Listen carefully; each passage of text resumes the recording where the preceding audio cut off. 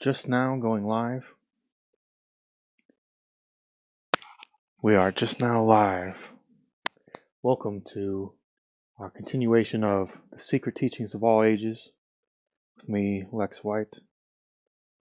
I am going to quickly share this link, and then I will play us a prayer song to begin, and we will begin to study. The Bembine Tablets of Isis is a very interesting topic that I have attempted to make a video on a number of times, but it has never quite coalesced the way that I wanted it to, and so I took a break for a while in order to do it properly.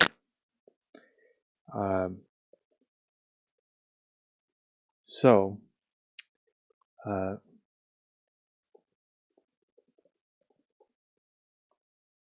now I've just shared this with my good friends, and if you see this now or later, that's all good.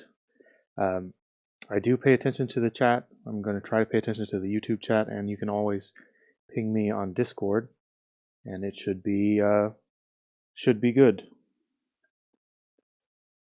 For now, let us raise our thoughts to the realm of the divine.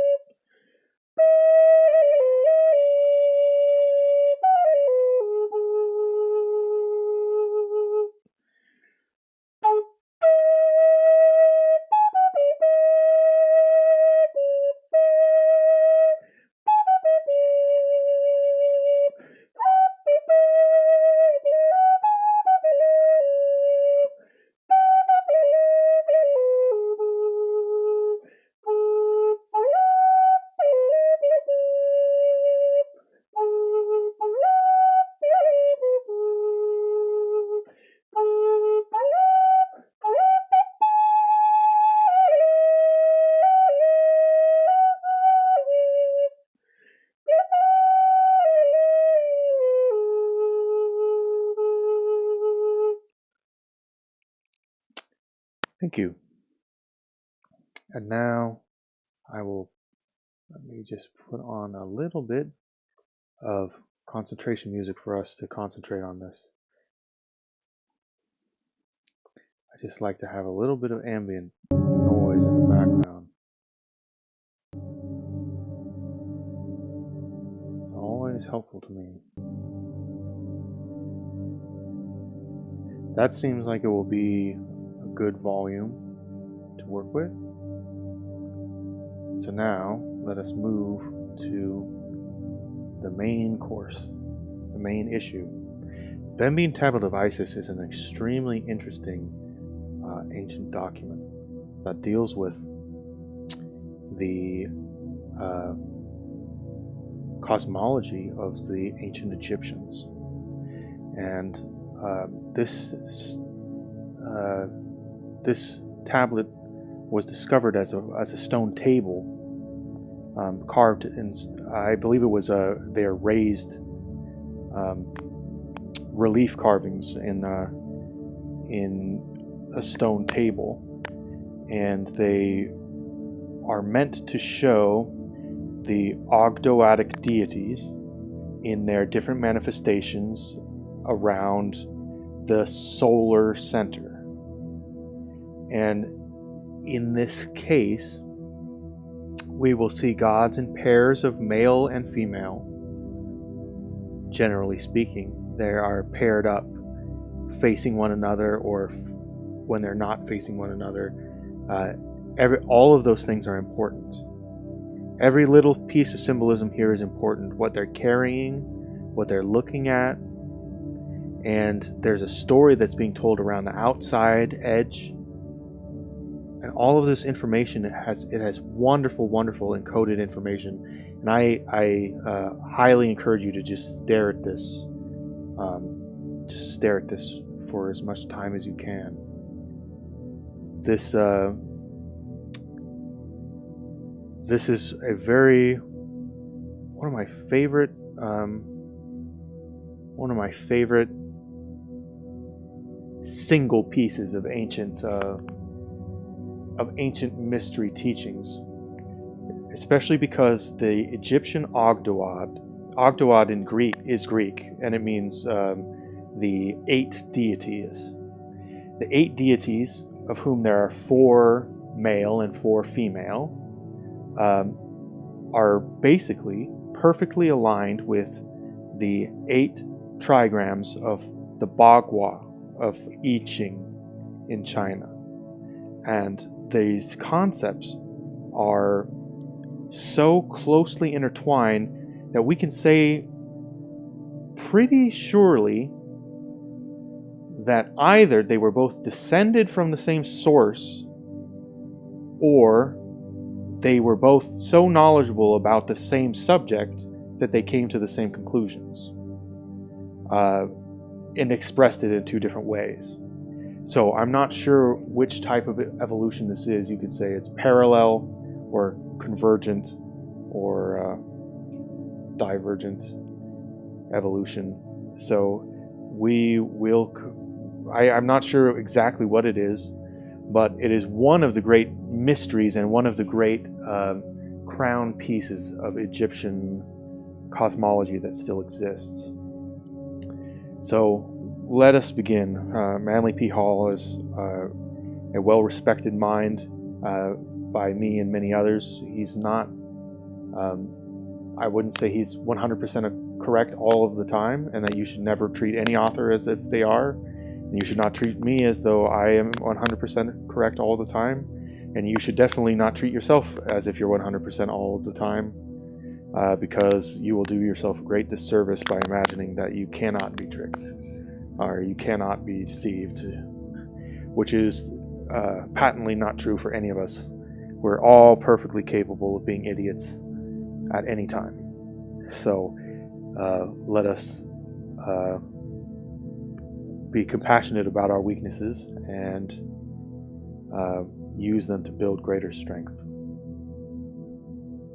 Concerning the theurgic or magic sense in which the Egyptian priests exhibited in the Bembine tablet of Isis the philosophy of sacrifice, rites, and ceremonies by a system of occult symbols, Athanasius Kircher writes, "The early priests believed that a great spiritual power was invoked by correct and unabridged sacrificial ceremonies.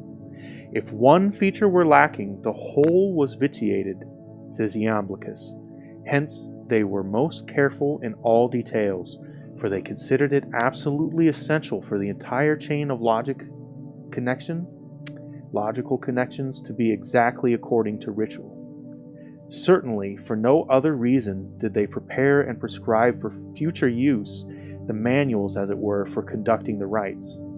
They learned, too, what the first hieromancers possessed, as it were, by a divine fury. Hero means that's the holy, and mancer means to communicate. So a hieromancer is someone who communicates with the holy.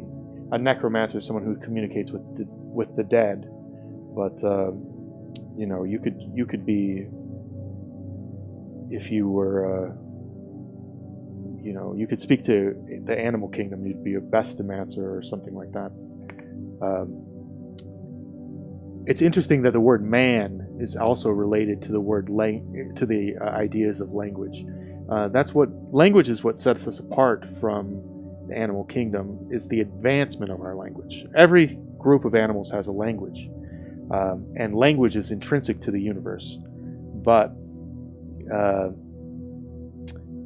what sets apart a man is the complexity of language.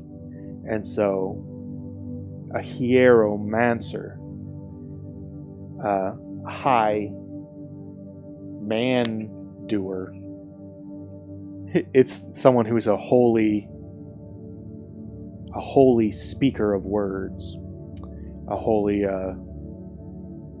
person who receives or gives visions or is able to understand the meanings of visions.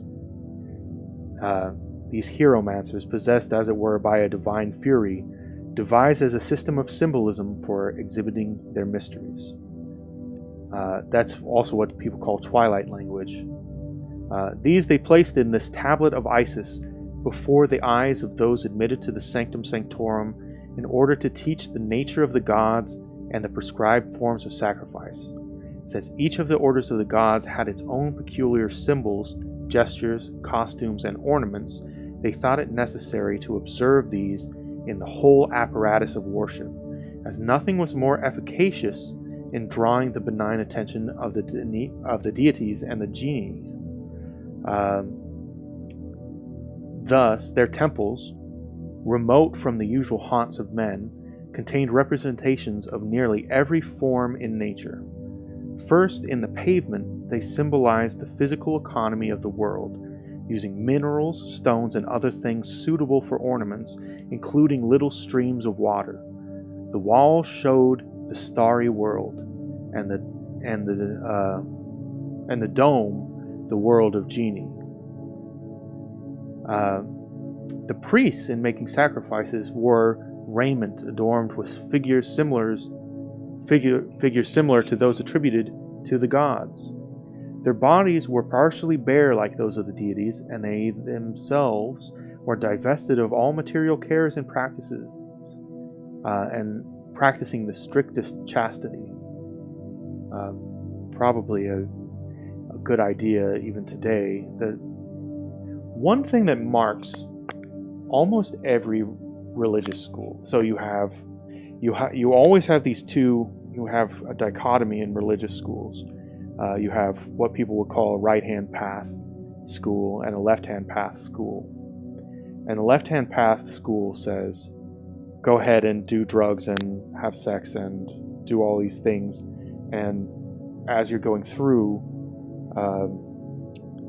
you're burning up that karma by getting over it.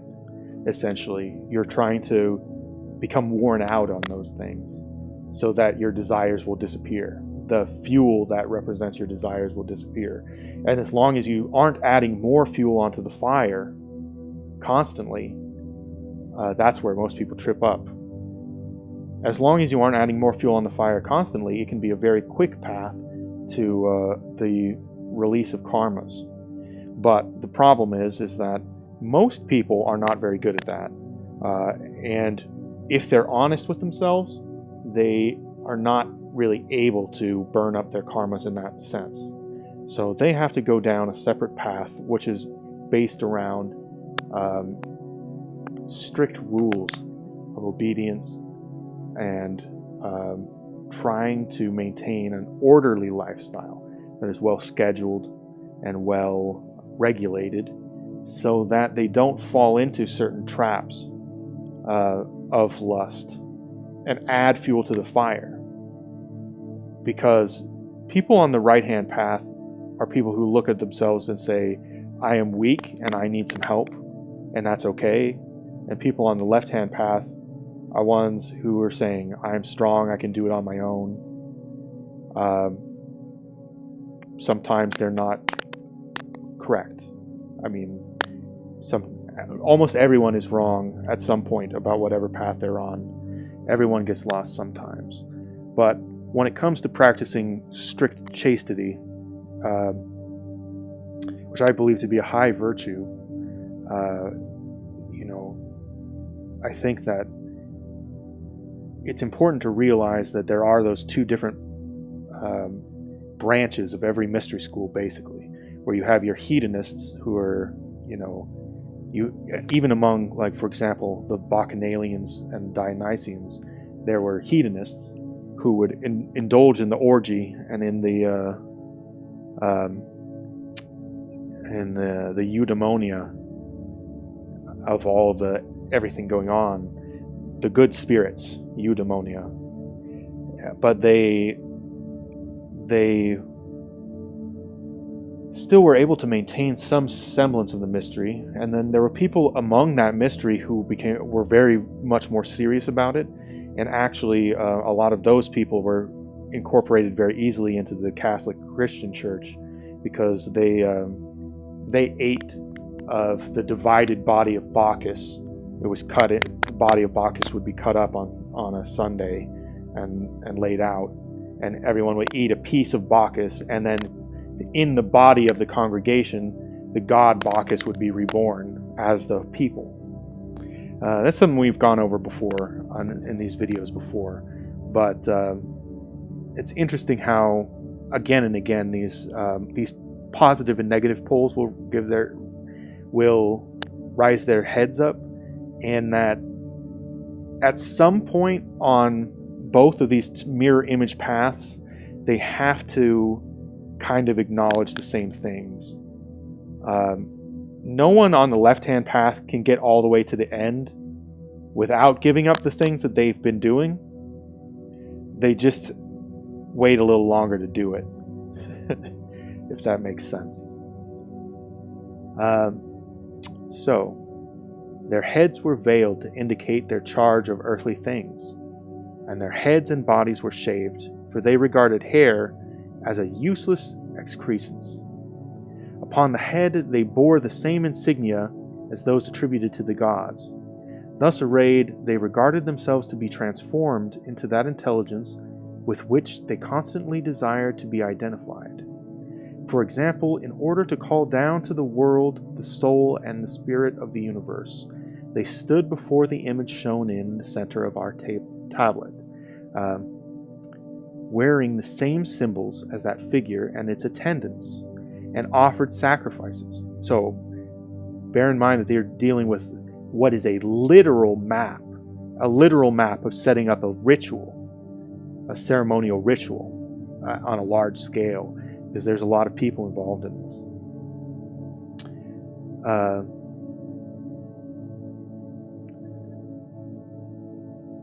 So thus arrayed, they regarded themselves to be transformed into that intelligence with which they constantly desired to be identified.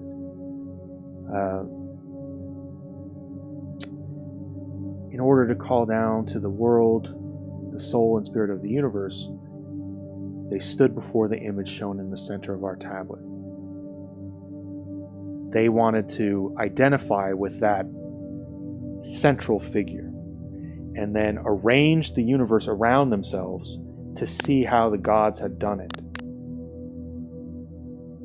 to see the pattern that the gods had done, so that when they go back to their regular life, to ruling the world, they can say, does this resemble the gods' pattern or something else? So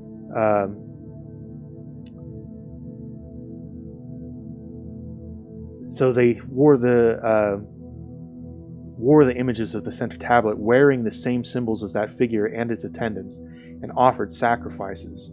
Sacrifices is almost always involved in religious worship, almost everywhere in the world.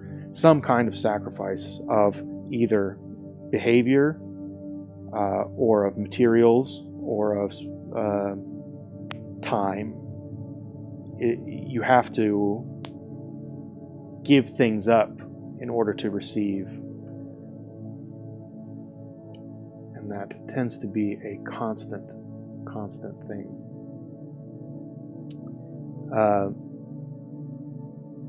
By these and the accompanying singing of hymns, they believed that they infallibly drew the gods' attention to their prayer. And so they did in regard to other regions of the tablet, believing of necessity the proper ritual, properly carried out, would evoke the deity desired. That this was the origin of the science of oracles is apparent.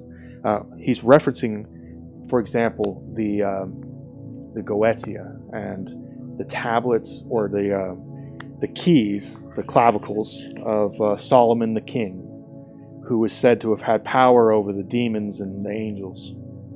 He had the power over the servants of heaven. And so when we are talking about that, they were trying to arrange in a figure, in a symbolic image. These are the powers of the human mind arrayed around the center. They're mapping the universe metaphysically. They're creating a metaphysical, cosmological map of the universe. And it needs to be kept in mind at all times that that's precisely what's going on in their work, is that they are trying to maintain this. They're trying their very best to make a deeply spiritually connected model of the universe that they perceive outside themselves as one that they can manifest inside themselves, and thus create a connection to the outside universe and be able to affect change in the outside universe. For by resembling the outside universe and then by changing the self, as if one were standing in a mirror, you could cause change in the mirror's image. So, and so they did regard to the other regions of the tablet, believing of necessity the proper ritual carried out would evoke the deity desired. As a touched chord produced a harmony of sound, likewise the adjoining chord responds, though not touched. This is actually just something that happens on a string instrument. So if you have, these aren't exactly the same notes, but I'll try to get them.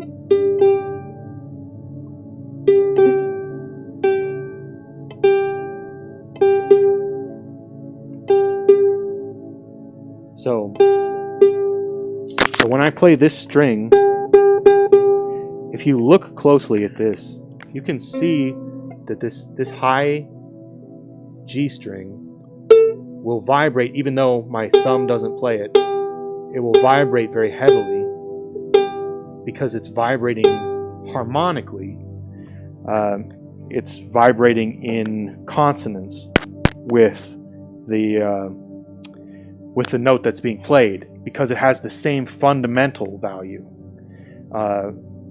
And so when a chord is ringing around something, a chord is a harmonic structure of multiple notes played at the same time. Their relationships to each other institute their harmonies. That's what you would call, in the astrological senses, you'd have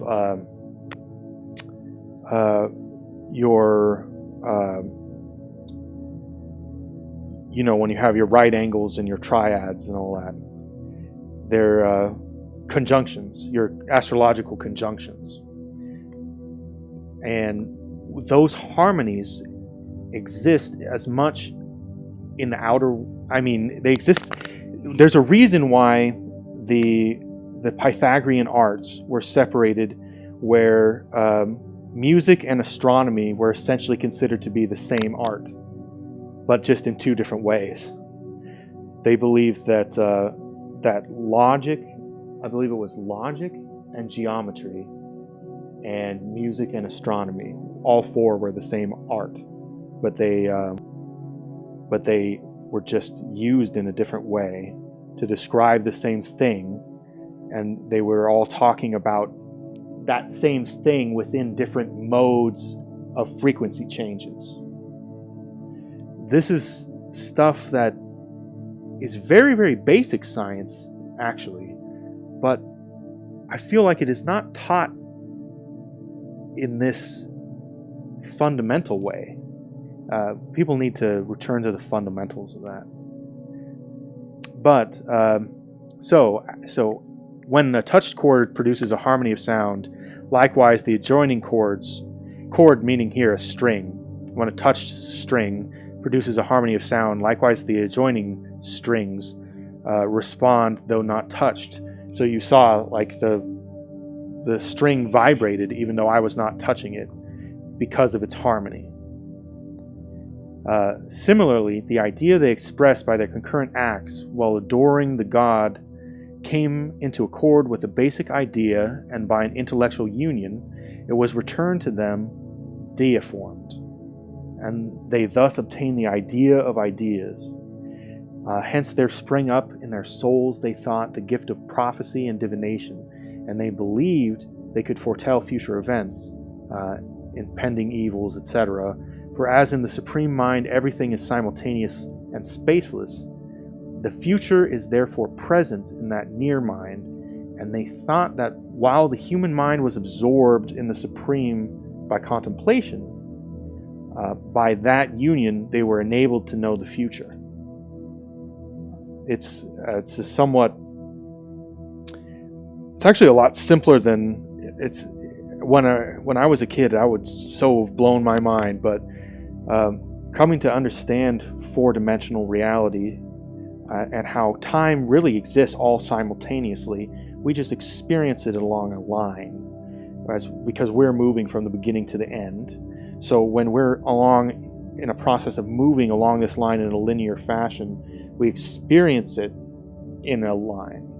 But it all exists all the time. If you're looking at a vinyl record, all the songs, all the sounds of all the songs are actually simultaneously existing on that record. If you just hold it in your hand, all those sounds exist simultaneously.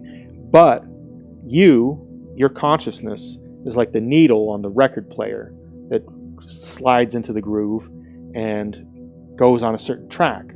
It follows that track around. That track is time, which is circular, but not quite returning to the same place. So certain people have called it a helix. It seems to be maybe like a double helix of DNA, which is what some people believe, that the vision of Jacob's ladder was a vision of this helix of DNA through which angels could climb up to heaven and down to the lower dimensions. These ideas are actually very deeply ingrained in some of these things. And I feel like when we gloss over them when regarding these ancient Egyptian mysteries and don't give them credit for understanding them, we miss the entire point of what they were trying to do when they made a tablet like this tablet. Yes. So, whereas in the Supreme Mind, everything is simultaneous and spaceless, the future is therefore present in that mind, like on the vinyl. And they thought that while the human mind was absorbed in the Supreme by contemplation, by that union they were enabled to know all the future. Nearly all that is represented in our tablet consists of amulets. That means individual blocks, which by analogy described would inspire them under the described conditions with the virtues of the supreme power and enable them to receive good or avert evil. And they also believed they could, in this magical manner, effect cures of diseases, that genies, which I want to touch on in just 1 second, that genie could be induced to appear to them during the sleep and to cure or teach them to cure the sick. In this belief, they consulted the gods about all sorts of doubts and difficulties, while adorned with a simulacra of the mystic rite, and intently contemplating the divine ideas. And while so enraptured, they believed the god by some sign, nod, or gesture communicated with them, whether asleep or awake, concerning the truth or falsity of the matter in point. See Oedipus Egypticus. That's pretty amazing stuff. Back in those days, they knew a lot more than we want to give them credit for, I think. and it seems to be one of my favorite,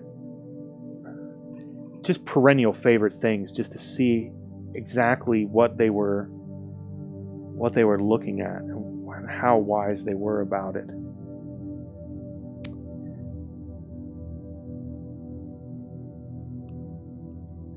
Okay, so let me touch on the genie real quick.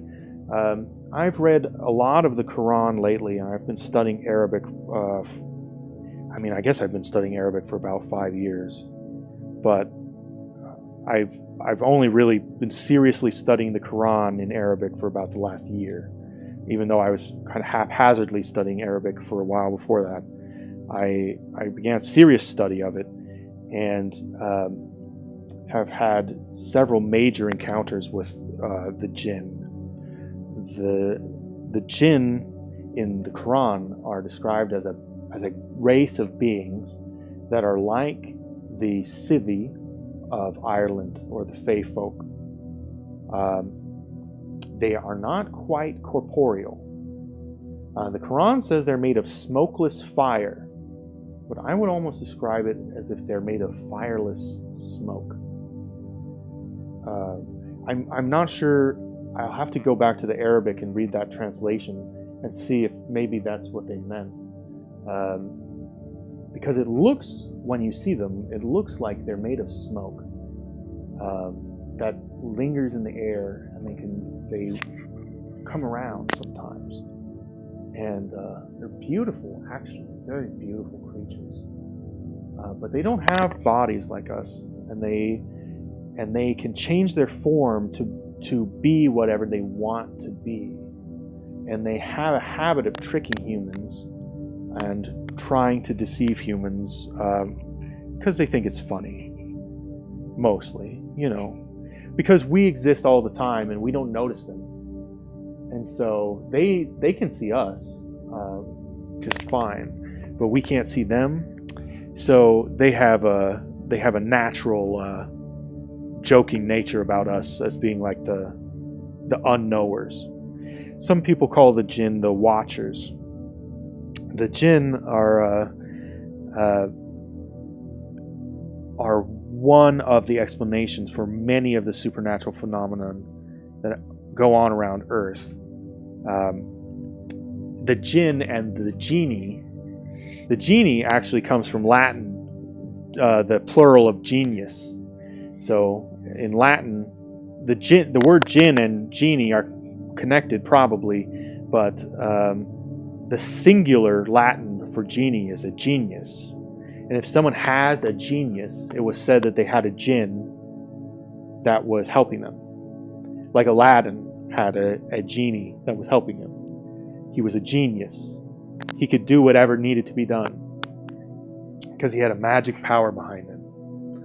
And I've gone on about the true meaning of the word demon, as it is spelled D-A-E-M-O-N or D-A-I-M-O-N in Greek. Demon originally means a spirit, any kind of spirit. And there were two major categories, and a cacodemon is a bad spirit, and an agathodemon is a noble spirit. And there are just as many of one as the other. So, as it is with jinn, in the Quran it says that Iblis, who we call Shaitan, Satan, was a jinn who refused to bow down to humans because why? Because he thought that we would not be grateful to God for what God had given to us, and so he said to God that he would be sorry for having created humans because he will find at the end of time that they will not be grateful. And God then banished him, and Iblis begged for relief on his knees and said, spare me until the time of judgment. And God said, being infinitely merciful, I will spare you until the time of judgment. And Iblis said, then I will go among your children upon the earth, and I will lead them astray from the path, and we will see at the end how many are grateful to you for what you've given to them. But I have great faith in God, and I think that everyone will come to realize all the beautiful things that God has given to them over the many years. It takes a long time, but it does add up. And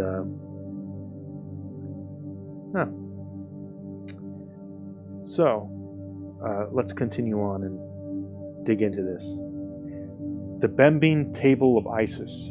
It's so called, I believe, because it was discovered by a cardinal who either lived near a place called Bembo, or was called Cardinal Bembo. But let's just take a look at reading this history here.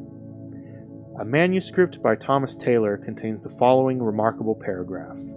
Plato was initiated into the greater mysteries at the age of 49. The initiation took place in one of the subterranean halls of the Great Pyramid in Egypt. The Isaic table formed the altar. The Isaic table formed the altar, before which the divine Plato stood and received that which was always his, but which the ceremony of the mysteries enkindled and brought from its dormant state. With this ascent, after 3 days in the great hall, he was received by the Hierophant of the pyramid. The Hierophant was seen only by those who had passed the 3 days, the 3 degrees, and the 3 dimensions, and then was given verbally the highest esoteric teachings, each accompanied with its appropriate symbol. After a further 3 months' sojourn in the halls of the pyramid, the initiate Plato was sent out into the world to do the work of the great order, as Pythagoras and Orpheus had been before him. And if I may add, many, many people believe that Jesus did after him. Jesus indeed went down to Egypt. There's some interesting biblical passages about Jesus' time in Egypt and the different datings of the years that I've got into a lot on the Discord. So you might as well join our Discord and just ask me to explain it sometime, because it's a very kind of in-depth topic, and I don't want to get too sidetracked. Before the sacking of Rome in 1527, there's no historical mention of the Mensa Isiaca. At that time, the tablet came into the possession of a certain locksmith or ironworker, who sold it at an exorbitant price to Cardinal Bembo, a celebrated antiquary, historiographer of the Republic of Venice, and afterward the librarian of St. Mark's Cathedral. After his death in 1547, the Isaic tablet was acquired by the House of Mantua, in whose museum it remained until 1630, when troops of Ferdinand II captured the city of Mantua. Several early writers on the subject have assumed that the tablet was demolished by the ignorant soldiery for the silver it contained. The assumption, however, was erroneous, and the tablet fell into the hands of Cardinal Pava, who presented it to the Duke of Savoy, who in turn presented it to the King of Sardinia. And when the French conquered Italy in 1797, the tablet was carried to Paris. In 1809, Alexandre Lenoir, writing of the Mensa Isiaca, said it was on exhibition at the Bibliothèque Nationale. Upon the establishment of peace between the two countries, it was returned to Italy. In his guide to northern Italy, Karl Baedeker describes the Mensa Isiaca as being in the center of Gallery 2 in the Museum of Antiquities at Turin. A faithful reproduction of the original tablet was made in 1559 by the celebrated Aeneas Vicus of Parma, and a copy of the engraving was given by the Chancellor of the Duke of Bavaria to the Museum of Hieroglyphics. Athanasius Kircher described the tablet as 5 palms long and 4 wide. And that is literally just palm measurements based on whatever your palms are. But it's usually considered to be, 4 inches and 6 inches? So a palm is, I don't know, I guess you could say it's 4 by 4.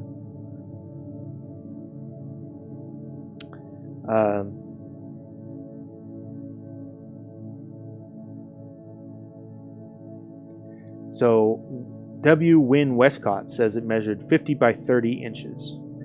So let's see, 5 palms long. 5 palms long. But that would be 10 inches. That would be 10 inches per palm. That's huge. It's much more than a palm. It's practically a cubit. Anyway, Fosbrook adds, the figures are cut very shallow, and the contour of most of them is encircled by the threads of silver. The bases upon which the figures were seated or reclined, the left blank in the prints, are of silver and are torn away. Yeah, I guess that makes sense. They probably stole what was the most valuable about it. Those familiar with the fundamental principles of the Hermetic philosophy will recognize in the Mensa Isiaca the key to Chaldean, Egyptian, and Greek theology, which is, as we discuss very often, the zodiac, astrotheological, solar-lunar sidereal religion, which is written in a very complex astrological system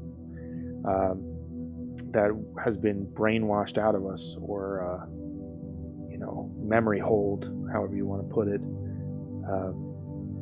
despite the fact that it still works great as long as you know to look at the proper stars. Sometime I would love to go and just look through the stellarium with everyone here, and I have a nice stellarium program. We could just do a tour of the skies, the planetarium, and talk about the zodiac calendar. I'll do that video soon, probably. I'm also planning on doing one on I Ching to follow this one up, because relating this stuff to I Ching is very important. But it's very convoluted, so I don't want to go off on a tangent in the middle. So let's see. So in his Antiquities, the learned Benedictine, Father Montfaucon, admits his inability to cope with the intricacies of its symbolism.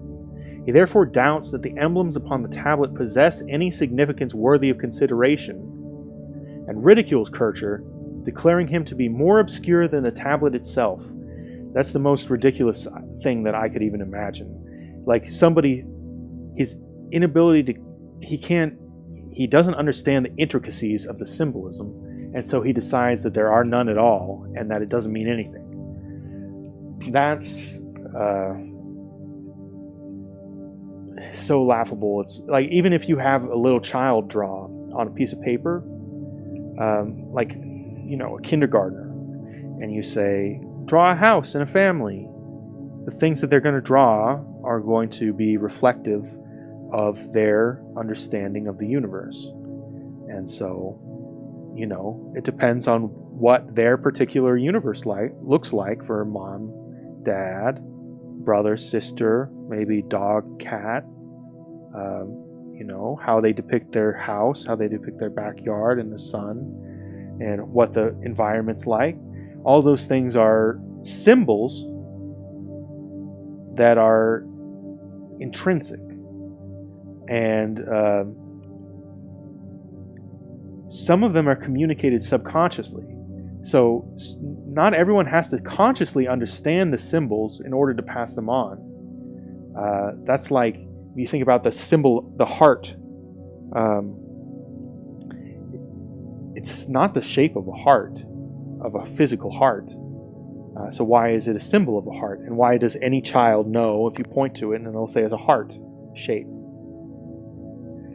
We have embedded subconscious symbolisms that we don't even notice how they accumulate habit energy to interpret symbols that we see again and again into a sensible, intelligible manner. So, let's see. So, since this learned Benedictine, Father Montfaucon, didn't have such a high opinion of it, let's see what Laurentius Pignorius, his name Pignorius, Ignorius is written right there, and it also has pig in it, so I don't know. Laurentius Pignorius reproduced the tablet in connection with a descriptive essay in 1605, but his timidly advanced explanations demonstrated his ignorance concerning the actual interpretation of the figures. And I think that is probably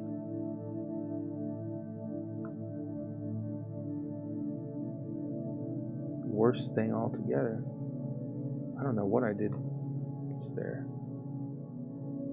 Oh, it must be...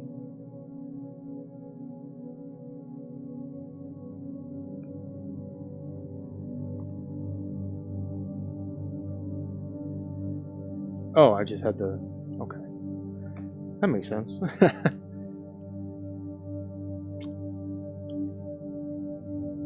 Okay, so...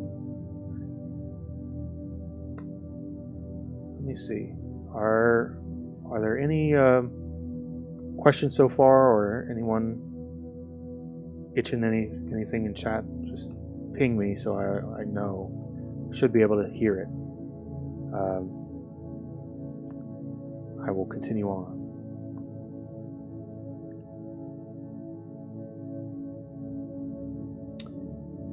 So, in his Oedipus Egypticus, published in 1654, Kircher attacked the problem with characteristic avidity.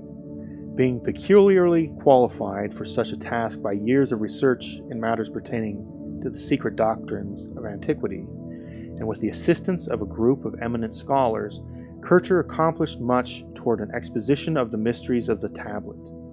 The master's secret, however, eluded even him, as Eliphas Levi has shrewdly noted in his History of Magic. The learned Jesuit, writes Levi, divined that it contained the hieroglyphic key to sacred alphabets. Though he was unable to develop the explanation, it is divided into 3 equal compartments.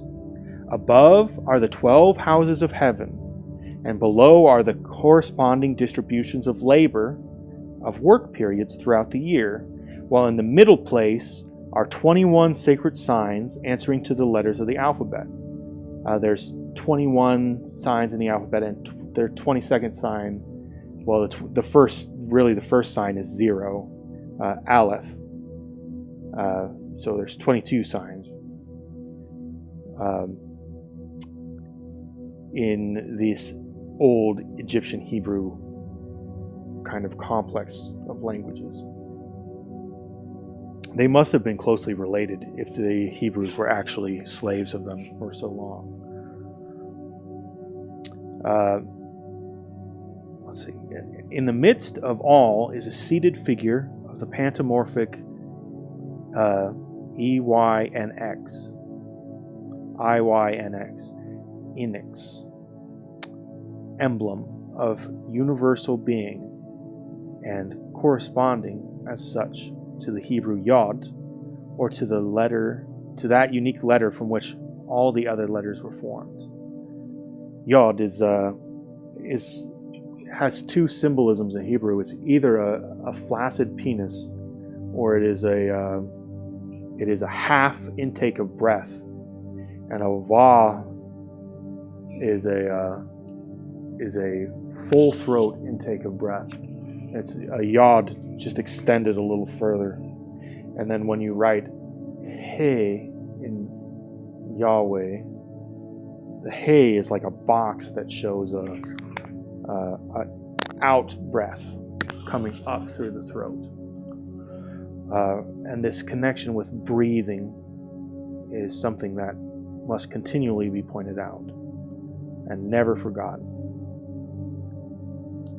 So, the IYNX is encircled by the Ophite triad, answering to the three mother letters of the Egyptian and Hebrew alphabets, which are Aleph, Mem, Shin. And those are the three mother letters of Hebrew. And Aleph is the sound before all sounds, so it's actually a glottal stop. It's at the beginning of Elohim. It's not. It doesn't just start with an E. It doesn't say Elohim. It starts with a glottal stop, like Elohim. And Mem also is cyclical. So, like if you do singing exercises, a lot of times you'll do like ma ma ma ma ma ma ma ma ma, because it closes the throat. They have similar effects on breath in the mouth. And understanding the linguistic complexities of how breath moves in the mouth is actually a part of understanding how these sacred magic systems worked, because a lot of it has to do with the power of sound and the power of the human spirit. Hebrew word for spirit, ruach, means breath, as well as the Greek word for spirit, pneuma, which means also breath or air. So when we think about manipulating air through the throat chakra, what we're talking about is manipulating the spirit into different forms of existence. And so when you pray, you have an outward expression. From inside to out, you express what this side wants from this side. And when you meditate, you receive and you get what this side expresses to this side. And in this triangular motion of from here out, from here in, you create the Merkabah chariot around the human being, and in the energetic field of the human being.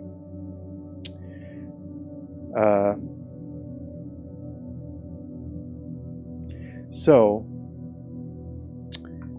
let's see. Those are the three the Aleph, Mem, Shin are the three letters of the Egyptian and Hebrew alphabets. And on the right side are the Ebimorphic and Serapean triads. On the left are those of Nephthys and Hecate, and representing active and passive, fixed and volatile, fructifying fire and generating water. This is also present in the two pillars of Freemasonry, Yakin and Boaz. And it's also in so many things, the yin and the yang, the positive and the negative. So in the Egyptian Ogdoad, they had 8 primordial gods. And those Ogdoad, those 8 gods, Octo, 8, Ogdo, in this case, means also 8. So Ogdoad means group of 8, basically. There are 4 males and 4 females. They're positive and negative, and then the 4 of them are each assigned to one of the 4 elements. So there's a positive and negative fire, or you could say a male and female fire, male and female water, male and female earth, and male and female air. And that they have a certain position on the map. And so, that is something to keep in mind as we go back and we are looking closely at this. There's a lot of information here that we're just kind of front-loading, but when we go back and we look at it, and as you study it yourself, you're going to have a lot of eye-opening moments just staring at this picture and seeing what they're actually trying to tell you, which is it's like you made contact with aliens for the first time, except you're making contact with your own ancestors. So each pair of triads, each of those positive and negative pairs of triads, is in the conjunction with the center, and it produces a septenary. And a septenary is contained in the center. The septenary is the hexagon that's made in the center, basically. The three septenaries furnish the absolute number of the three worlds, as well as the complete number of primitive letters, to which the complementary sign is added, like 0 to the 9 numerals. Levi's hint may be construed to mean that the 21 figures in the center section of the table represent the 21 major trumps of the tarot cards. So, if this be so, is not the 0 card cause of so much controversy? The nameless crown of the Supreme Mind, the crown being symbolized by the hidden triad in the upper part of the throne in the center of the table? I would say it most certainly is. And the reason why... Actually, let's open this back up. Let's open this picture back up. So, the 21, 22, 0, there's 22 cards. They're numbered from 0 to 21. That's the same with the alphabet. There's 22 letters, but they're numbered from 0 to 21. I mean, they're not actually numbered linearly like that, but they, they're, you could say that Aleph is the letter before any value is added, and so that's the 0 number. So in this case, we're talking about the triad at the top. Let's see.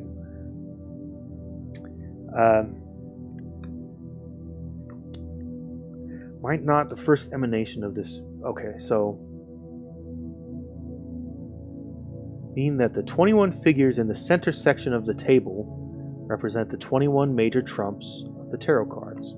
So, let's see. We have...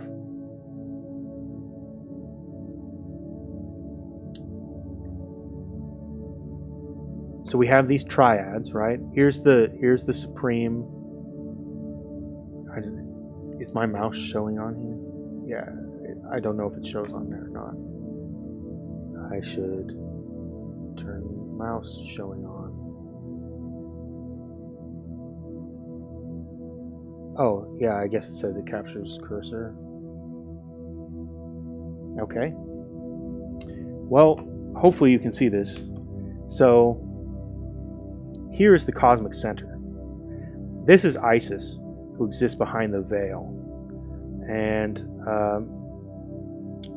as I've brought up many times before, but I will show this image again. I'll just bring it up very quickly, as it is a very beautiful image. And this is a color image from the book Secret Teachings of All Ages. It's in the middle section. I encourage you all to buy this book, but it is in the public domain at this point, so it's perfectly legal to not buy. But take a look at this Isis. So here's Isis seated on the throne, and here's Isis standing. And it says Isis is standing between the two pillars of the positive and negative pole, and that's what's meant by her carrying these scales. She's also carrying a sistrum, which is a kind of musical instrument, and we were noting the connections with music earlier. I believe this is it's a casket that contains...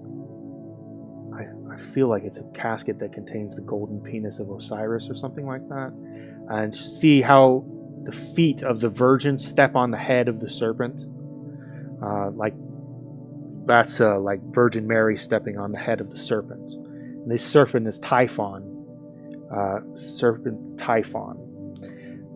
So I, Isis, am all that has been, that is, or shall be. No man hath ever me unveiled. So you see how she's in a special spot, veiled. And if you look in the center here, she's also in a special spot, basically separated, basically veiled from everyone. And the fruit which I have brought forth is the Son, which is the Son, S-O-N. And when we look here in the middle, you can actually see on her crown, this is the sun crown. These are the two horns of the bull Taurus. During the astrological age where the Egyptians were the primary religion,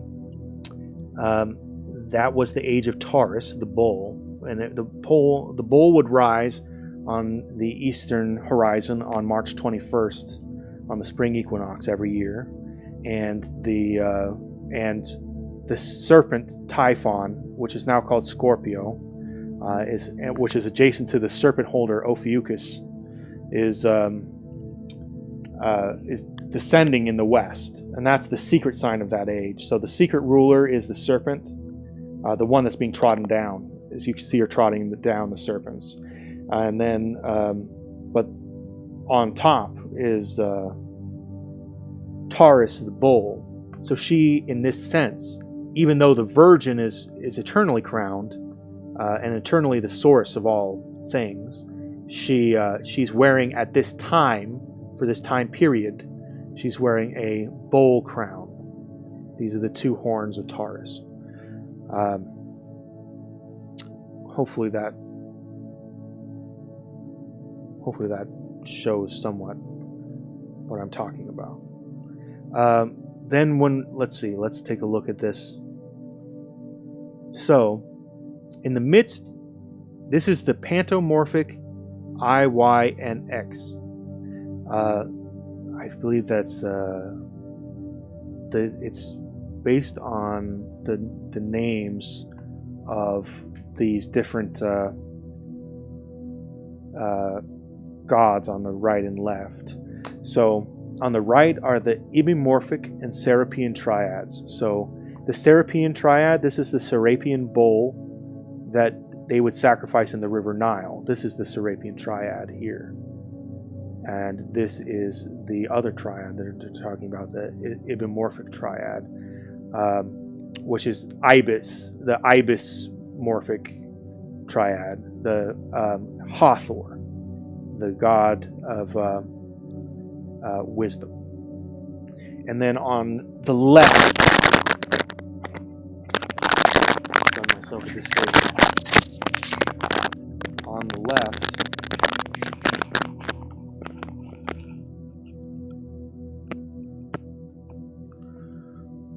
the left, let's see. So Hecate is the goddess of cows, and motherhood and fertility, and so you can see here the cow. This is the female cow, and then on the right is the Serapean bull. This is this bull Serapis, which is sacrificed in the River Nile. This is the court of Nephthys. Nephthys is ruler of the underworld, and Ibis, the Hathor, and that is the ruler of the overworld, the ruler of wisdom. So this is a cosmological thing. So let's take a look here. We have 6, 9.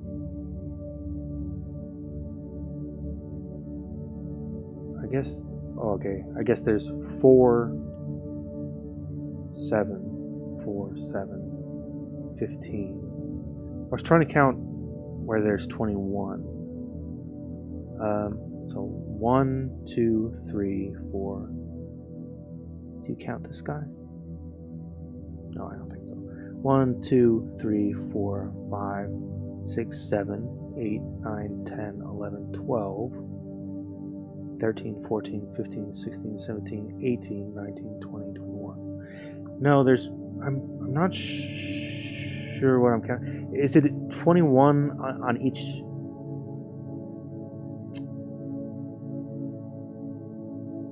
See, this is the interesting thing about it, and why I put it off for so long is that it's a puzzle to decode for everyone.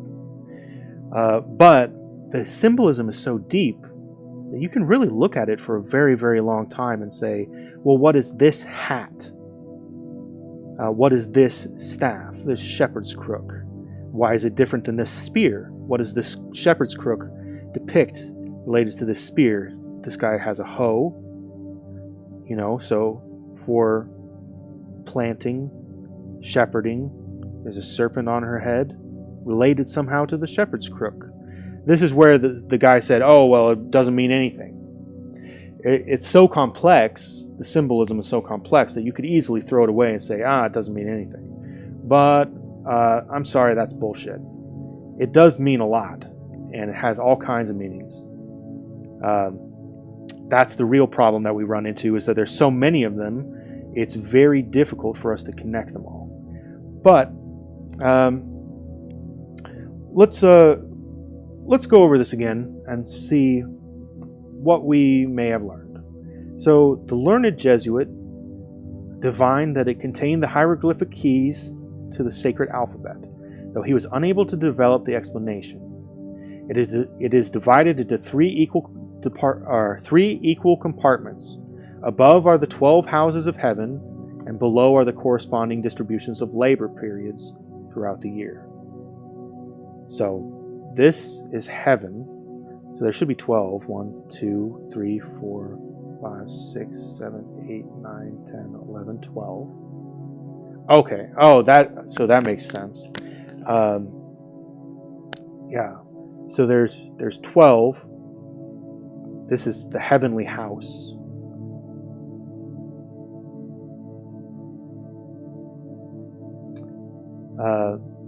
And below are the corresponding distribution of labor throughout the year. While in the middle are 21 sacred signs.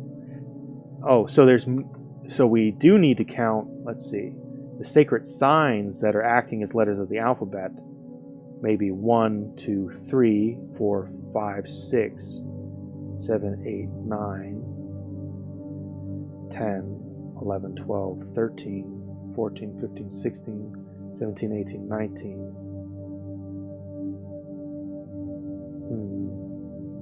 20, 21. I'm not sure. Maybe this is counted as 3 in the middle as well. That would make sense. So it would be 3, 3, 3, 9, 3, 3, 3, 9, and then 3 in the middle would be 21. That must be what it is. So there's 3 in each. There's the central figure, and then there's the 2. So each of these is a triad, like the Trinity. This is why I like doing this live, is so that you guys can see that every time I look at these things, I discover new stuff about what I'm looking at. And it's so amazing to me to look at the depths of knowledge of our ancestors. Because these are clearly each a triad of beings. And it looks like, depending on the nature of that court,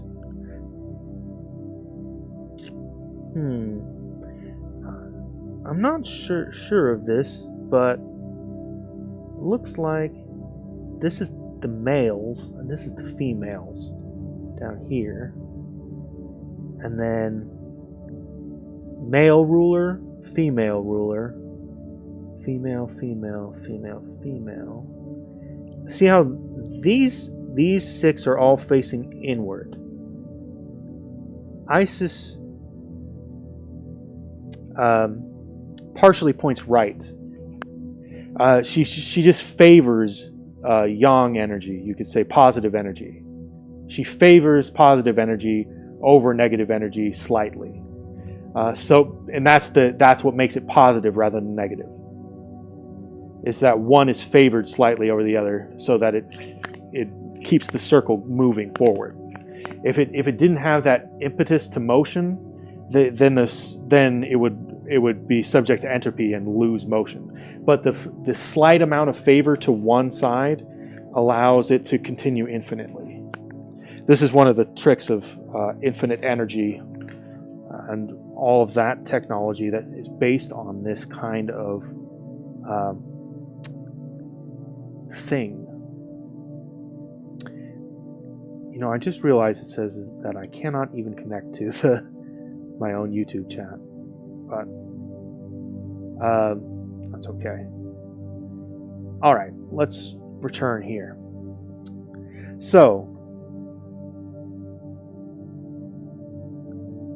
yes, we figured out the 21 sacred signs answering to the letters of the alphabet.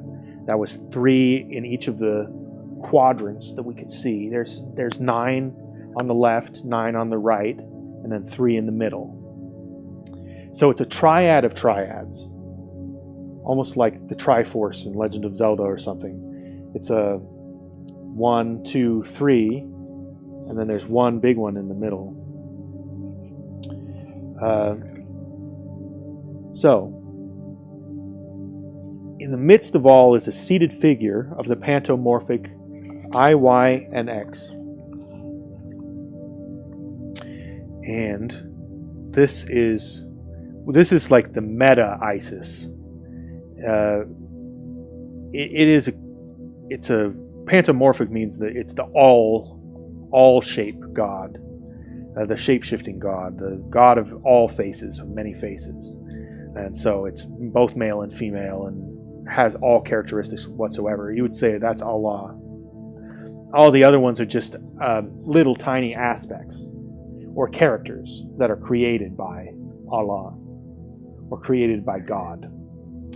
God creates minor characters to reflect and he delegates downward. As any great man must do, I suppose.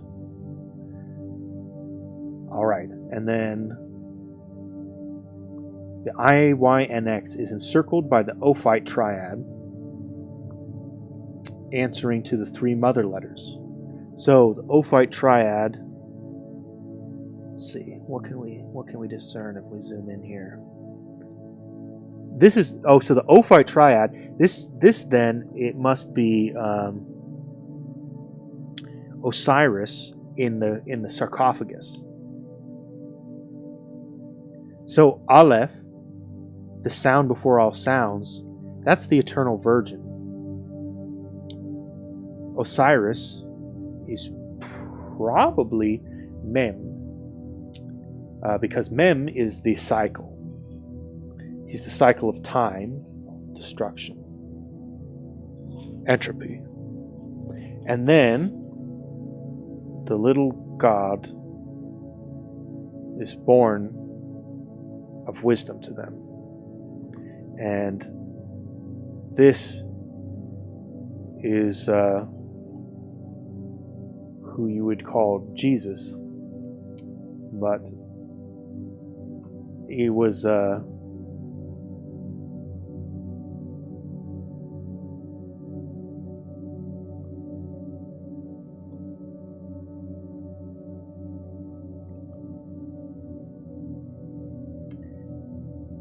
the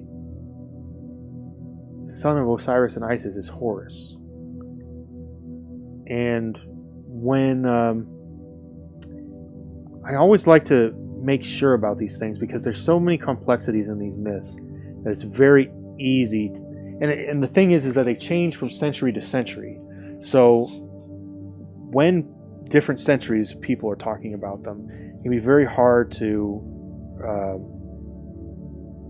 because later on they start combining figures and separating them and doing all kinds of crazy things with them. But so there's the Ophite triad. That's the Osirian triad. The central trinity, you could say.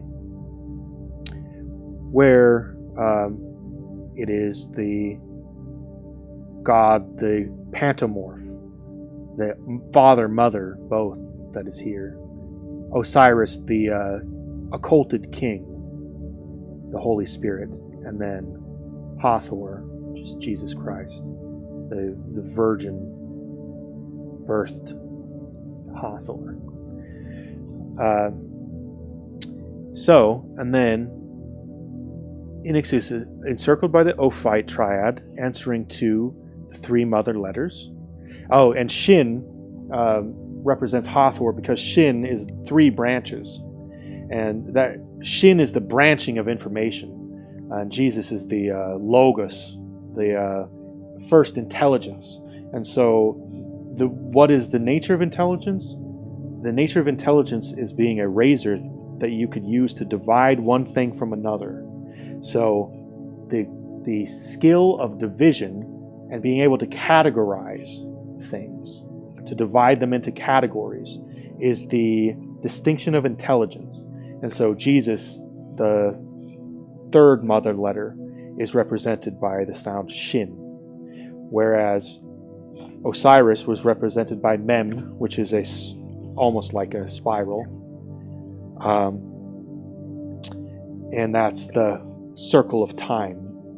And then Aleph is the sound before all sounds, and that is representative of the divine mother.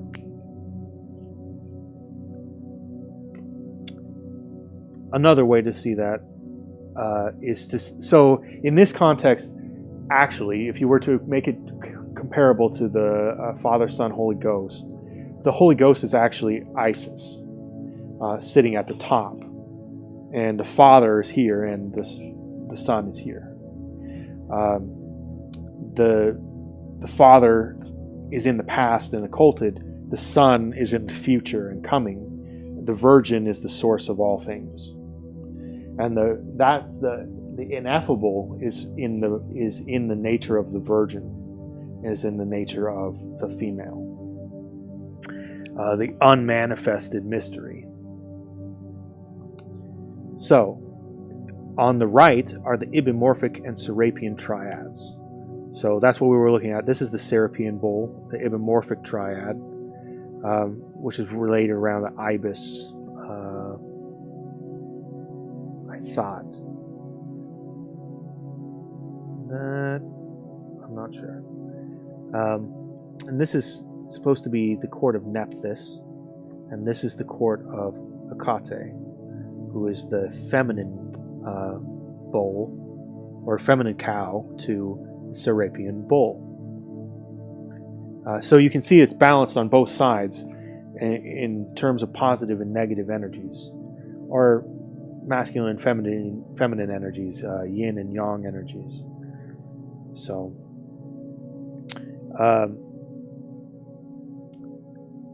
and that represents the active and passive, fixed and volatile, fructifying fire and generating water.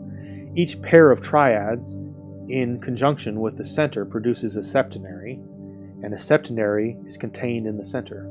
I think the literal meaning of septenary is a seven-sided thing. Yeah, related or divided into seven. Oh, actually, well, that's interesting. It's interesting because I was saying that I was visualizing it as a Merkaba, and I was thinking, well, that's a hexagram, but it's a septenary if you see it as being 1, 2, 3, 4, 5, 6, 7 parts. The inner part, if you count the petals of the flower and then the middle of the flower, there's 7 parts. And that's the 7 parts of the musical scale, or the 7 celestial spheres. The number 7 is a very important number. The numbers 1, 3, 5, 7, 9, and the correlations between 3, 6, 9. It's all there in musical harmonies. Hard to explain in a moment, but I would love to get more into the occult meanings of musical theory, because it's very, very important stuff to understand for musicians and for people who just enjoy music so that they can enjoy their music more deeply. So each pair of these triads, triad being a triangle, forms a septenary. That, let's see, that's an interesting thing, because if we think like, okay, so like here's a positive and negative side, they form a septenary, there's a seventh in the middle. When they form a positive and negative side, this middle one is the seventh and is the mediator, both the root note and the octave note. That's very interesting. It is fascinating how much knowledge is in this. It reflects the knowledge of so many human disciplines. It's always amazing to me. So, the three septenaries furnish the absolute number of the three worlds, as well as the complete number of primitive letters to which a complementary sign is added, like 0 to the 9 numerals. Oh, so it's 21 letters, and then the complementary sign is aleph, meaning the sound before sounds. So the Holy Spirit is the eternal generating virgin, eternally virgin, 0, eternally virgin. Can never be marked. A 0 can never be marked with anything. Can never be touched. Can never be unveiled, as they say. And that's beautiful imagery to me. So Levi's hint may be construed to mean that the 21 figures in the center represent the 21 major trumps of the tarot cards. If this be so, is not the 0 card, cause of so much controversy, the nameless crown of the Supreme Mind, the crown being symbolized by the hidden triad in the upper part of the throne in the center of the table. By the hidden triad in the upper part of the throne. So I was wondering if they were talking about, what is the hidden triad in the upper part of the throne? Is it here in the center, or is it here at the top? Must be here in the center.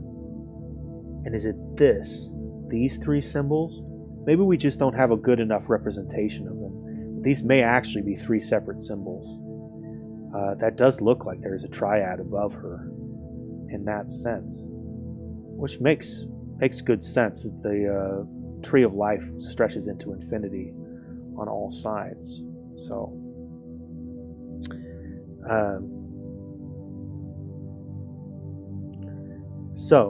let's see.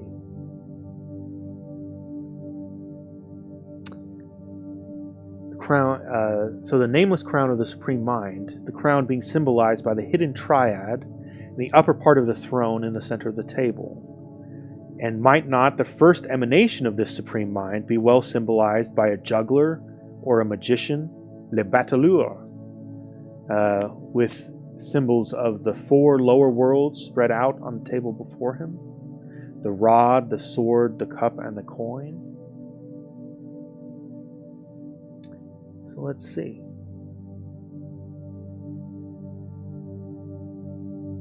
Here we see 3 powers. The first emanation is like a juggler, and then set out before the first emanation.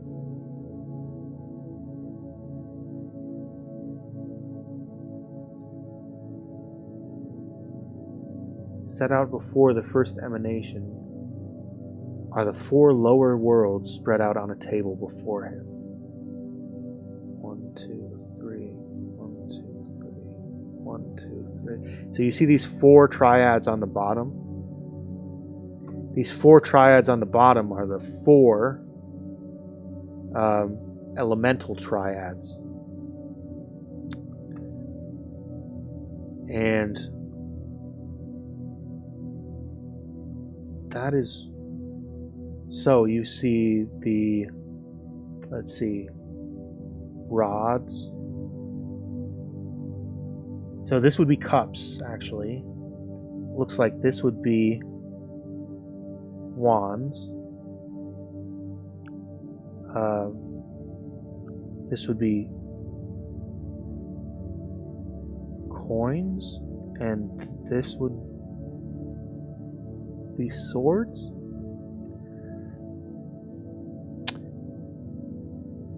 I would have to take further analysis of the individual imagery, and it's very difficult to.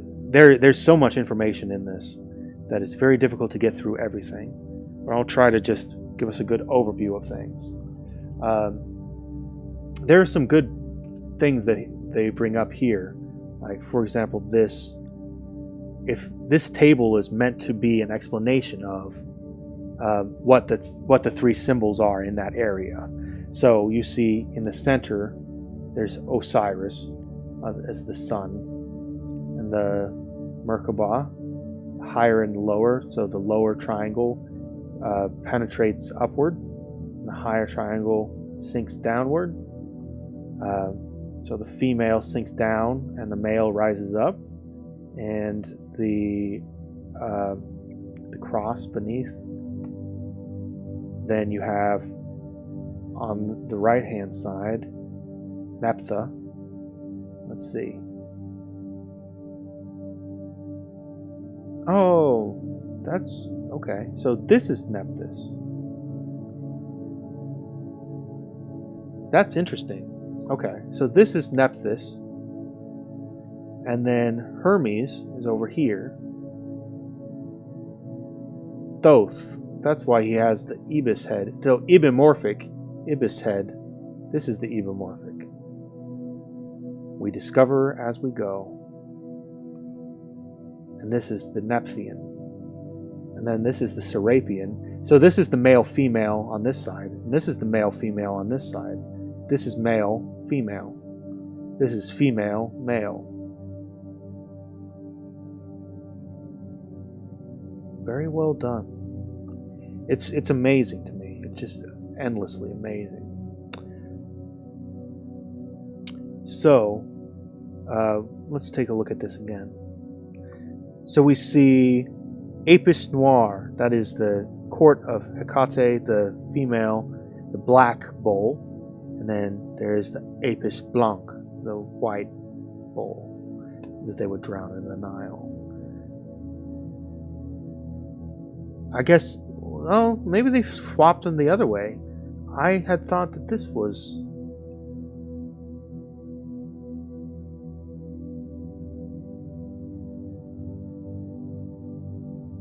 Oh, I don't know.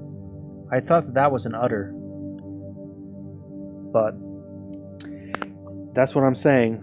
It is hard to decode everything, but it is very, very interesting to go through some of these things that have the information. Especially, look, here you see at the bottom the 4 elements that are being laid out here. And then up here we have the 12 zodiac houses across the 4 elements. And then here are the letters being arranged around.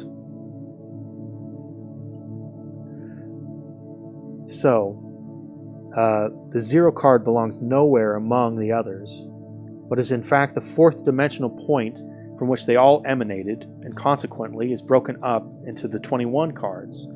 That's the Aleph. That's what the meaning of Aleph is a sound before all sounds. It's the 4th dimensional point that contains all points, the Alpha and the Omega, both the beginning and the end, which, when gathered together, produce the 0. The cipher appearing upon this card would substantiate this interpretation, for the cipher or circle is emblematic of the superior sphere from which issue the lower world's powers and letters. Westcott carefully collected the all too meager theories advanced by various authorities, and in 1887 published his now extremely rare volume, which contains the only detailed description of the Asiatic tablet in English since Humphreys translated Montfaucon's worthless description in 1721. After explaining his reticence to reveal that what Levi eventually felt was better left concealed, Westcott sums up his interpretation of the tablet as follows: the diagram of Levi, by which he explains the mysteries of the tablet, shows the upper region divided into the 4 seasons of the year, each with the 3 signs of the zodiac, and he has the 4-lettered sacred name, the Tetragrammaton, assigning Yod to Aquarius, that is to Canopus, He to Taurus, that is Apis, Val to Leo, that is Mofta, and He final to Typhon. Note the cherubic panel, man, bull, lion, eagle, which is also seen on the tarot card Wheel of Fortune. One of my favorite tarot cards, Wheel of Fortune. I don't know if I have it quickly here that I can just... It's in here somewhere. It's around here somewhere. Oh, we'll be there soon. I found the Wheel of Fortune. Ooh, for a different tune. So, the Wheel of Fortune has the man, the eagle, the bull, and the lion.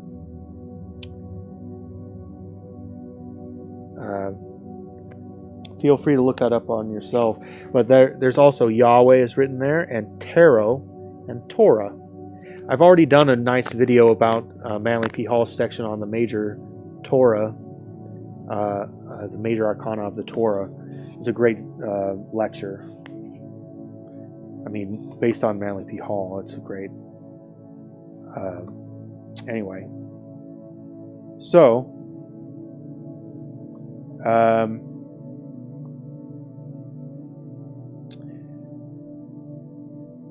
So the 4th form is found either as scorpion or eagle, depending on the occult good or evil intention. In the Demotic zodiac, the snake replaces the scorpion. So back in the ages when they used Demotic, the alphabet Demotic, which is a derivation of the hieratic that became popular as a cursive form of hieroglyphics. It's a devolution of language, essentially. They were able to they eventually replaced Typhon the serpent with Scorpio the scorpion, but the constellation didn't change. It's just people's opinions about it that changed. The lower region he ascribes to the 12 simple Hebrew letters, associating them with the 4 quarters of the horizon. Compare the Sefer Yetzirah, chapter 5, section 1. Actually, let's do that. Sefer Yetzirah, chapter 5, section 1.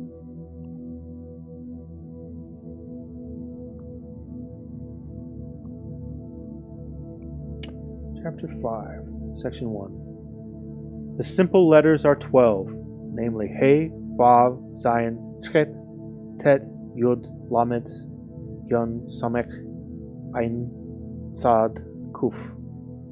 They represent the fundamental properties. There's 12, first of all, note that. Fundamental properties they represent: sight, hearing, smell, speech, desire for food, the sexual appetite, movement, anger, mirth, thought, sleep, work. These symbolize also 12 directions in space: northeast, southeast, the east above, the east below, the southeast, southwest, the west above, the west below, the upper south, the lower south, the upper north, the lower north. These diverge to all of eternity and as the arms of the universe. And there are many, many astrological notes in the Sefer Yetzirah, and absolutely, this book is required reading, in my opinion. I don't care what your opinion is on Jews or Kabbalah. They know what's running the world, and whether you think that they're using it for good or evil, frankly, the people use anything for anything. People use guns for good and evil. People use any kind of tool for good and evil. So Kabbalah is a tool that can be used for anything. just like a gun is a tool that can be used for anything, it's the practitioner and their skill that determines whether it was an ethical and righteous use or not. So highly recommend. Also, Safaria.org is a fantastic website for Jewish literature. They have the whole Talmud there. So if you ever get into an argument and someone tells you about the Talmud, some questions that you can never, like they quote some things to you and you could never find the sources before, go to Safaria.org and you'll be able to find the Talmud sources on it, and you can put them in context. You could talk about it rationally like adults, which is very, very important in our day and age where things are difficult to keep civil sometimes. In any case, the lower region he ascribes to the 12 simple Hebrew letters, associating them with the four quarters of the horizon. And those 12 simple letters were the ones that we just read off as this list of values. These letters that are compared to all of these properties of human nature: sight, hearing, smell, speech, desire for food, sexual appetite, movement, anger, mirth, thought, sleep, and work. And actually, you can think of it as like the Snow White and the Seven Dwarfs. The numbers 7 and 12 are connected. 7 plus 5 is 12, and in the musical scale, there are 12 notes before the octave.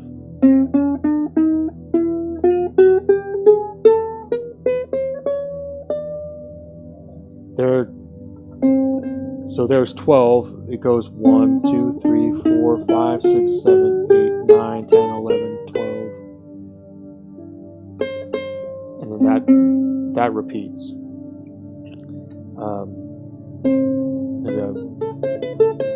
Should repeat on the 12th. 1, 0, 1, 2, 3, 4, 5, 6, 7, 8, 9, 10, 11, 12. And but in a musical scale, only 7 of those notes are used.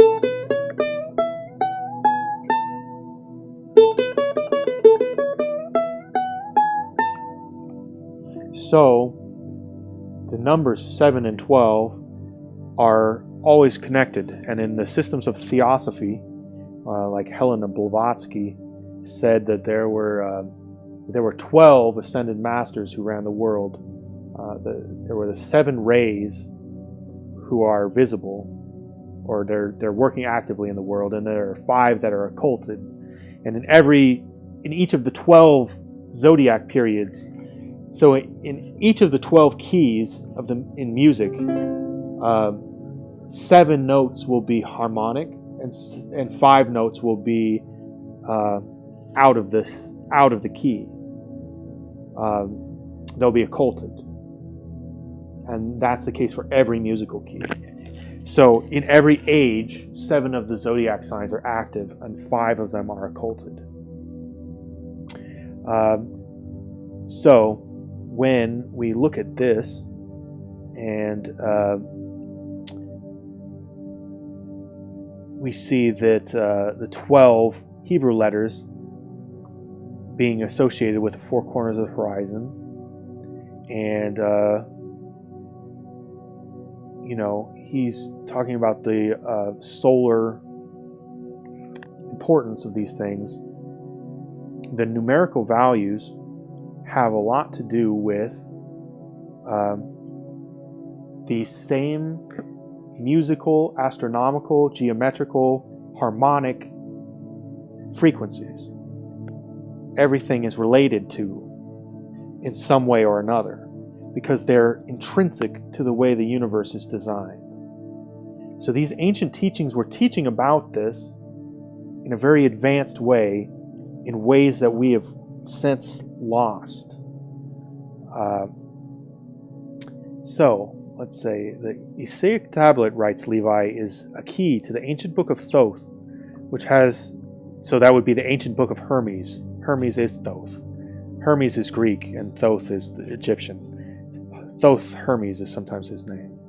Is a key to the ancient book of Thoth, which has survived to some extent the lapse of centuries and is pictured to us in the still comparatively ancient set of Tarot cards, which is tarot cards. To him, the Book of Thoth was a resume of the esoteric learning of the Egyptians. After the decadence of their civilization, this lore became crystallized in a hieroglyphic form as the tarot. This, the modern tarot or Tarot pack, consists of 78 cards, of which 22 form a special group of trumps of pictorial designs. The remaining 56 are composed of 4 suits of 10 numerals and 4 court cards: king, queen, knight, and knave or valet or page. The suits are swords, which is for the military, cups for the priestly class, clubs or wands for the farming class, and shekels or coins for the merchant class. And answering respectively to our spades, hearts, clubs, and diamonds. That we do use the exact same suits today, we just changed the name of them. Growing up in Nevada, I learned a lot about cards and a lot about card games, and the esoteric nature of it is beautiful to me. I love decks of cards of all kinds. So our purpose is with the 22 trumps. These form the special characteristics of the pack and are the lineal descendants of the hieroglyphics of the tarot. These 22 respond to the letters of the Hebrew and the other sacred alphabets, which fall naturally into 3 classes of a trio of mothers, a heptad of doubles, and a duodecad of simple letters. So there are 3 mothers, there are 7 doubles that have 2 possible sounds, and then there are 12 elementals, which are the fundamental building blocks of the language. The mothers give rise to the airflow, and they cut it off as well. So there's the glottal stop, Aleph, Elohim, Aleph, and there's the Mem, both opening and closing of the word M, and Sh, which is the splitting into 3 different paths. Sh, sh, splits. It's a splitting of the air.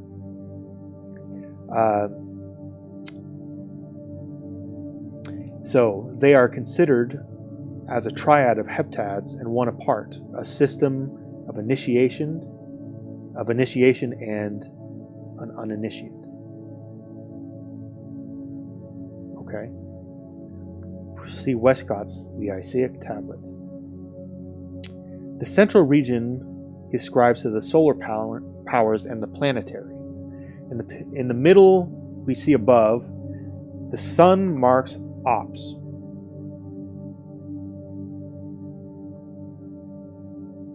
I thought that was ORS. Not OPS, but OPS. And below it is Solomon's seal. There's Solomon's seal. Above a cross, a double triangle hexapla, 1 light and 1 dark triangle superimposed, the whole forming a sort of complex symbol of Venus, that is the eternal virgin. To the Ebimorphos, he gives the 3 dark planets, Venus, Mercury, and Mars. So the Ebimorphos, this is Mercury, because Hermes is Mercury. And then this must be Venus, who looks ready for the arts of love, and Mars, who looks ready for the arts of war. Having a hooked sword.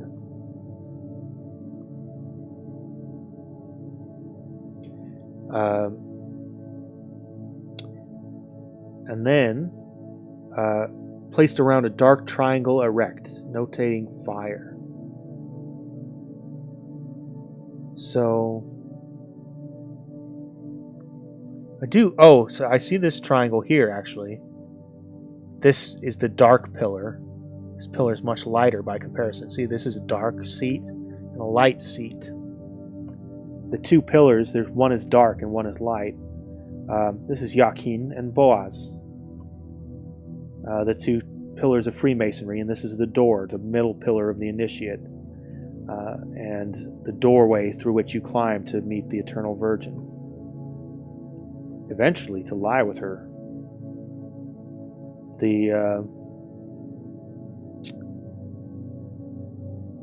Or the Eternal Father, if you're into that kind of thing. But there's so you can see this positive and negative aspect. It's very clear that they intended it by the way that their symbols are structured here. So in the Nephthetian triad, he gives the three light planets: Saturn, Luna, and Jupiter. So let's see if we can discern. I would say, let's see.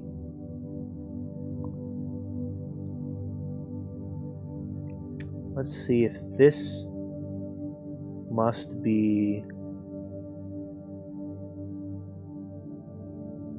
Luna, and this is Saturn, and this is Jupiter on the throne.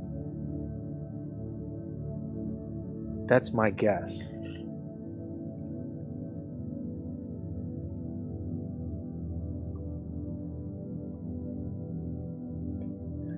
So, around a light inverted triangle, which denotes water. So, their triangle here, so this is an upward facing triangle, pretty dark. This one's pretty light, so you can hardly see it, but they have a downward facing triangle, upward facing triangle over here. That's the same imagery we're talking about. So Moses was learned in the ways of the Egyptians. It is written in the book of Exodus. He studied all his life with the Egyptians, and he didn't lead the Hebrews out of captivity until he was 40 years old. So he was well established in the knowledge of the Egyptians. All right, and then let's see. There is a necessary connection between water, the female power, the passive principle, which is Binah, and Sephirotic mother and bride. See the Kabbalah by Mathers. And then note the ancient signs for the planets were all composed of a cross, solar disk, and crescent.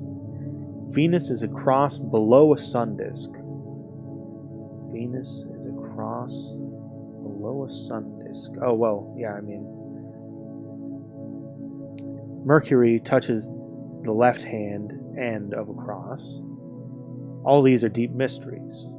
Note that Levi in his original plate transposed Serapis and Hecate, but not Apis Noir and Apis Blanc, perhaps because of the head of Bes being associated by him. Oh, so he transposed...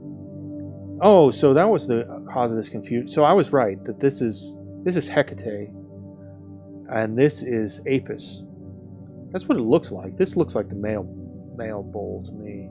This looks like the female. Unless those are really big horns.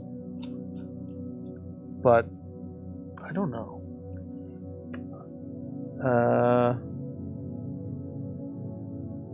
Guess it could go either way. But I was thinking that this is Hecate and this is Apis. I remember there's at least one of these is swapped.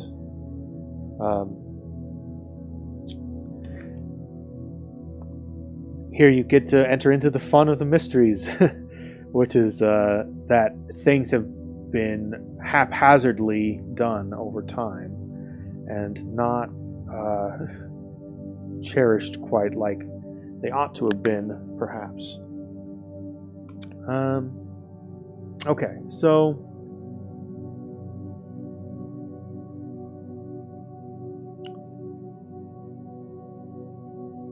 note that having referred the 12 simple letters to the lower, the 7 double letters must correspond to the central region of the planets. And then the great triad, AMS, Aleph Mem Shim, the mother letters representing air, water, and fire. Aleph Mem and Shin, air, water, and fire, and then when they are combined, they create earth. Earth is a combination of all three elements, of the three other elements. Around the central inks, or Yod, by the Ophionian triad, the two serpents, and the Leonine sphinx. Levi's word ops in the center is the Latin ops, terra, genius of the earth, and the Greek ops, Rhea, or Kubale, Sibyl, often drawn as a goddess in a chariot drawn by lions. She's crowned with turrets and holds a key. See the Essaic tablet. The essay published in French by Alexandre Lenoir in 1809, while curious and original, contains little real information on the tablet, which the author seeks to prove was an Egyptian calendar or astrological chart. As both Montfaucon and Lenoir, in fact, all writers on the subject since 1651, either have based their work upon that of Kircher or have been influenced considerably by him, a careful translation has been made of the latter's original article, 80 pages of 17th century Latin.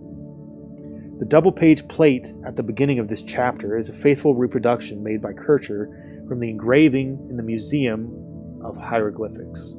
The small letters and numbers used to designate the figures were added by him to clarify his commentary and will be used for the same purpose in this work. Like nearly all religious and philosophical antiquities, the Bembine tablet of Isis has been the subject of much controversy. In footnote A.E. Waite, unable to differentiate between the true and the purported nature or origin of the tablet, echoes the sentiments of J.G. Wilkinson, another eminent exotericus. The original table is exceedingly late and is roughly termed a forgery.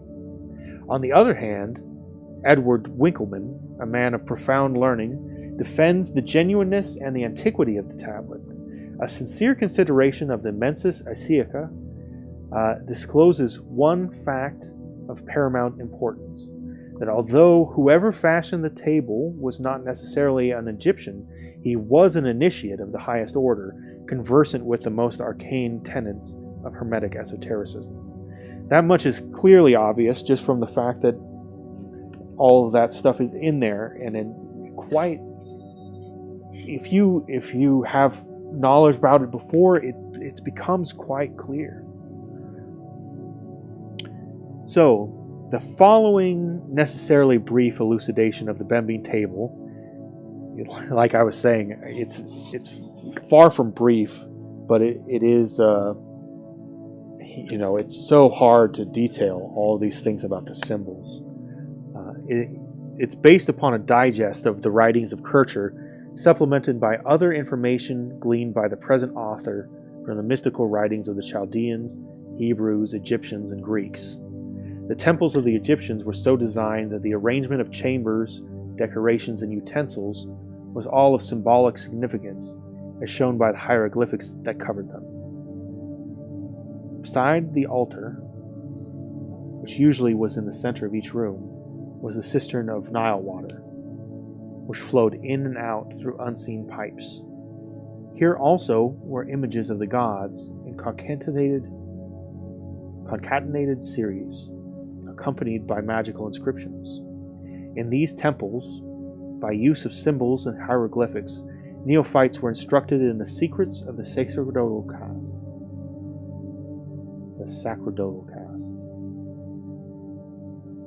The tablet of Isis was originally a table or an altar. Its emblems were part of the mysteries explained by priests. Tables were dedicated to the various gods and goddesses. In this case, Isis was so honored. The substances from which the tables were made are according to the relative dignities of the deities.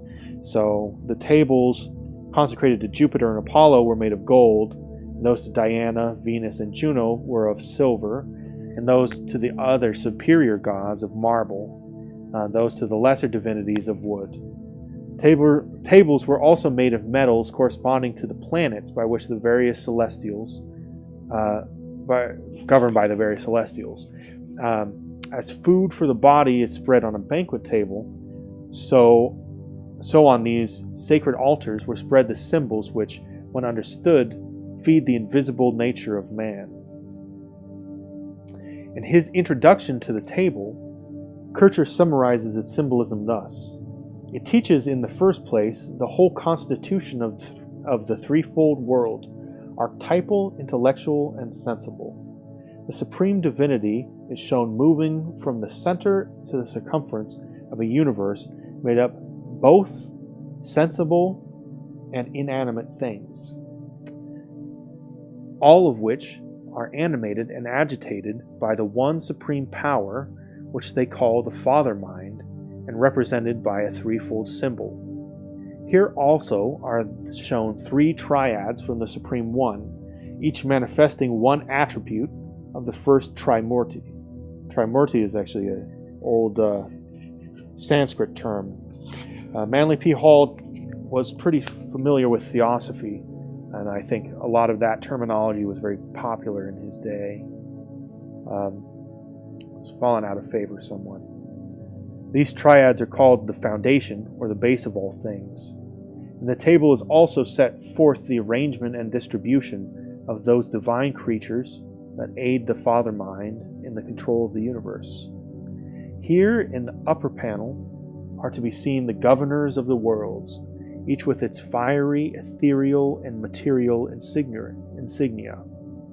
Here also in the lower panel are the Fathers of Fountains, whose duty it is to care for and preserve the principles of all things and sustain the inviolable laws of nature.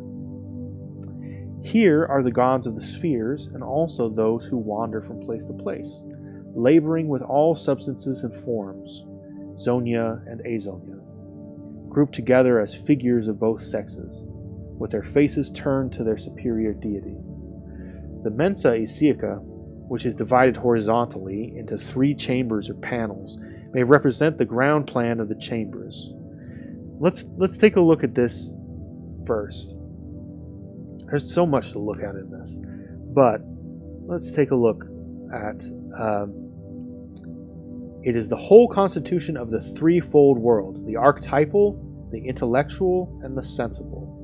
So, on one level, I believe my interpretation, my immediate thought is that this central one, this is the archetypal. This is the archetypal universe. The one that has clearly designated positive and negatives, and it's not so chaotic. But then there's the higher intellectual universe and the lower sensible universe. The archetypal universe is the universe of the heart. The intellectual universe is the universe of the brain, and the sensible universe is the universe of the gut, belly, the instinct. Those three neurological centers are essentially the three brains of the human body. People get confused when they're talking about it because up until recently we did not really understand that humans, like jellyfish, also have distributed neuron pathways. We have a distributed nervous system, which means that there are actually three centers in the body, three nervous centers rather than just one. It's not all gone through to the brain, but we have the brain and the spinal cord made of 33 bones, and from the spinal cord emanate 31 nerve pairs, and the 32nd is the complex of 12 nerves that run through the brain, the cranium. 12, 32, 33. These are very, very important numbers when you're talking about esoteric things. They come up again and again and again.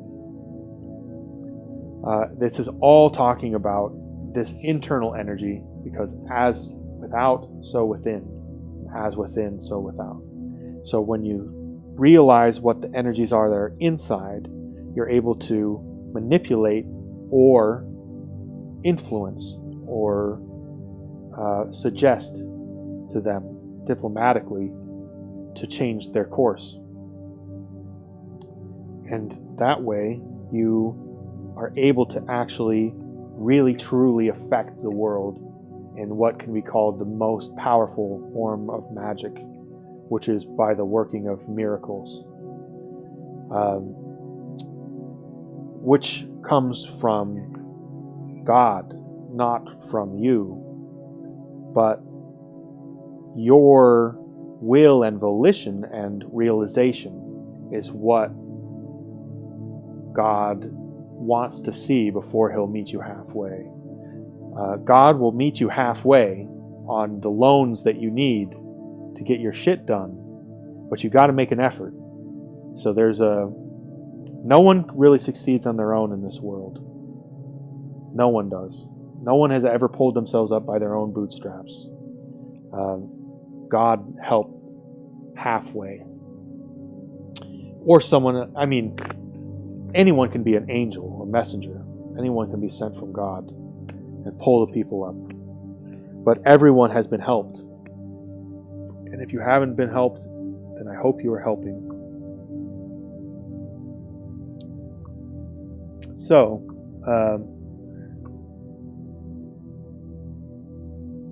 let's see. Yes, so it has the threefold world: the archetypal, which was in the world of the heart; the intellectual, the world of the brain; and the sensible, the world of the gut. The supreme divinity is shown moving from the center to the circumference of a universe made up of both sensible and inanimate things, all of which are animated and agitated by the one supreme power, which they call the Father Mind, represented by a threefold symbolism. Here also are shown three triads from the Supreme One, each manifesting one attribute of the first Trimurti. These three triads are called the foundation,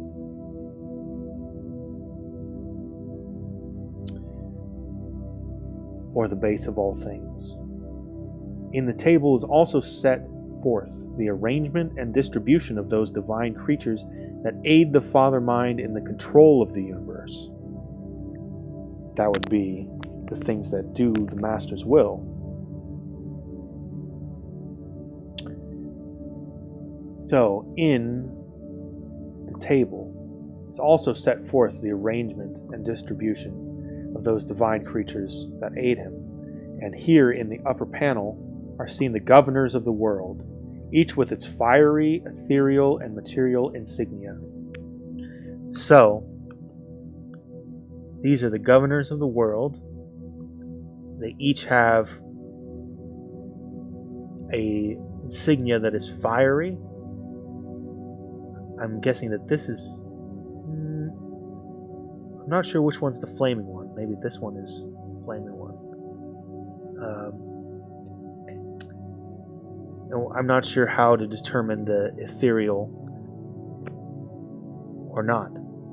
This is part of the fun of doing this, though. You're cracking the ancient code of the knowledge that they were trying to impress upon their own initiates. This is the table that they taught initiates the structure of the cosmology of the universe at.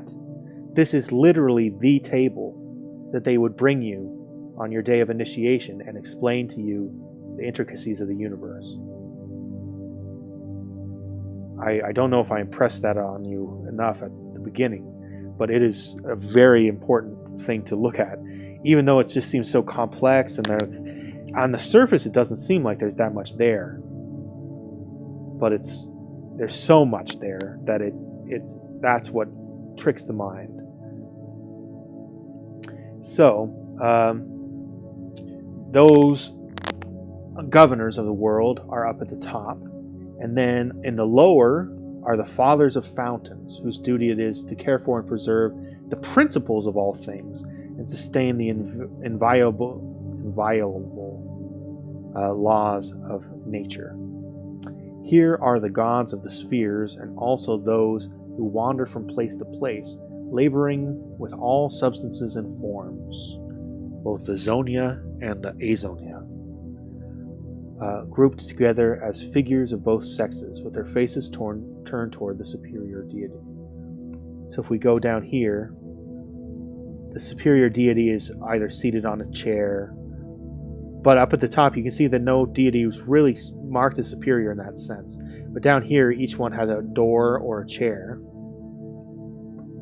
And these are the rulers of the four fountains. So the four corners of the world are the four elements. These are the roots of those fountains. And these are the branches of those fountains. So you can imagine this as a great tree, from the very, very small being at the bottom and reaching up and branching out through this archetypal pattern, which is in the middle. It's expressed into this gigantic tree form. Expressed into a gigantic tree form. It's a very beautiful situation. The Mensa Isaica, which is divided horizontally into 3 chambers of panels, may represent the ground plan of the chambers in which the Isaic mysteries were given. The center panel is divided into 7 parts or lesser rooms, and the lower has 2 gates, one on each end. The entire table contains 45 figures of the first importance and a number of lesser symbols. The 45 main figures are grouped into 15 triads, of which 4 are in the upper panel, 7 in the central, and 4 in the lower.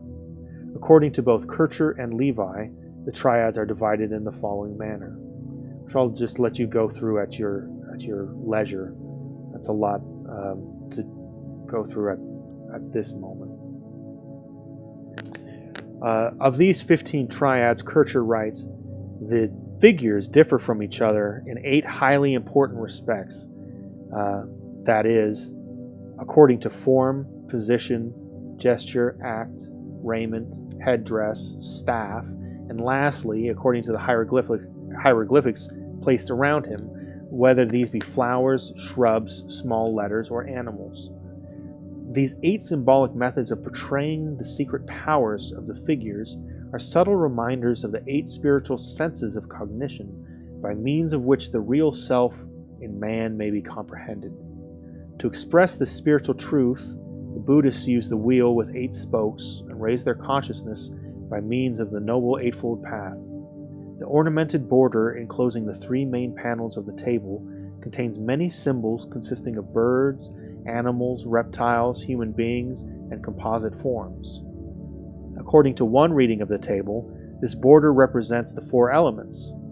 The creatures are elemental beings. And according to another interpretation, the border represents the archetypal spheres, and in its frieze of composite figures are the patterns of those forms, which in various combinations will subsequently manifest themselves in the material world.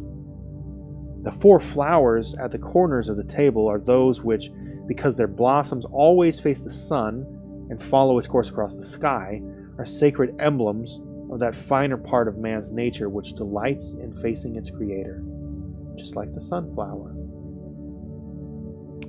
According to the secret doctrine of the Chaldeans being one of the originators of the astrological zodiac religion that we follow today, willingly or unwillingly, whether people know or not, that is the religion that they follow in most cases. According to the secret doctrine of the Chaldeans, the universe is divided into 4 states of being. That is, the archetypal, intellectual, sidereal, and elemental. Each of these reveal the others.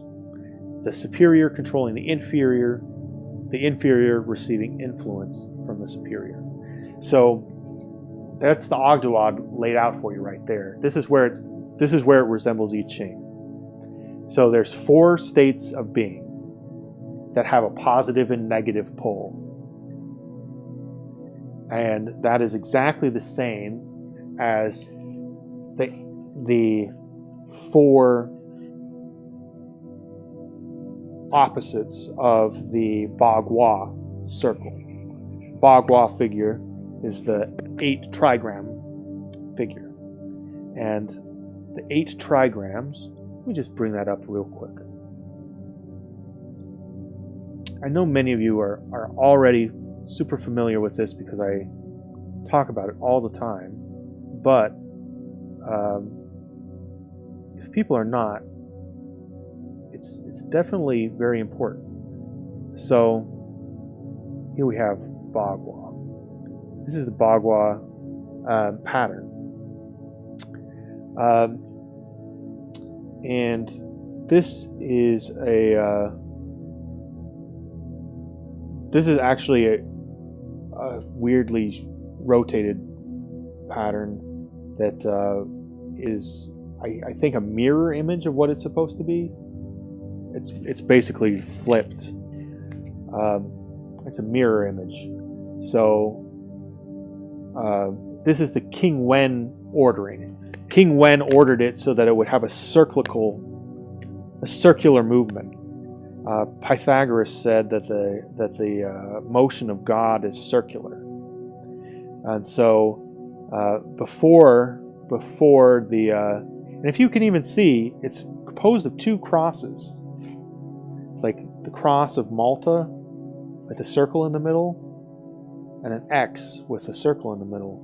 The X is the Mayan cross. The Mayan cross was an X, upon which Quetzalcoatl was crucified. But in the original Fuxi, the old heaven ordering, everything is stable. And in the King Wen, everything is cyclical. So the Fuxi won't move, and the King Wen will move in a cycle. And so they're 2 different arrangements of the same pattern. But so you can see in this case, if you look at the one on the far west, the left, it has the innermost one is the highest value. So it goes yin, yang, yang, and then on the east side it goes yin, yin, yang, going in.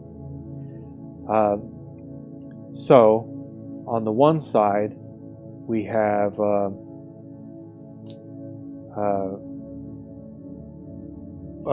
wood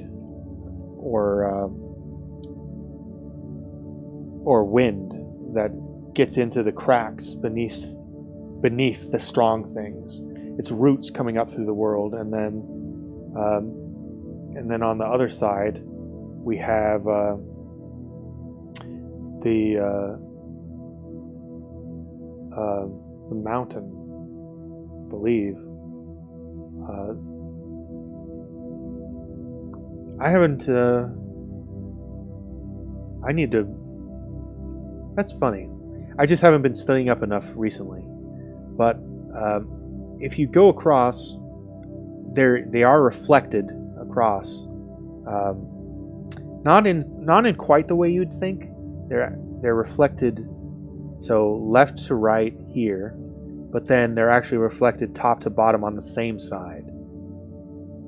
So, for example, if you look at the bottom left corner, that's Earth. And if you look at the top left corner, that's heaven, all yang. And so, yeah, yang. Yeah, I'm pretty sure that's mountain. Yeah.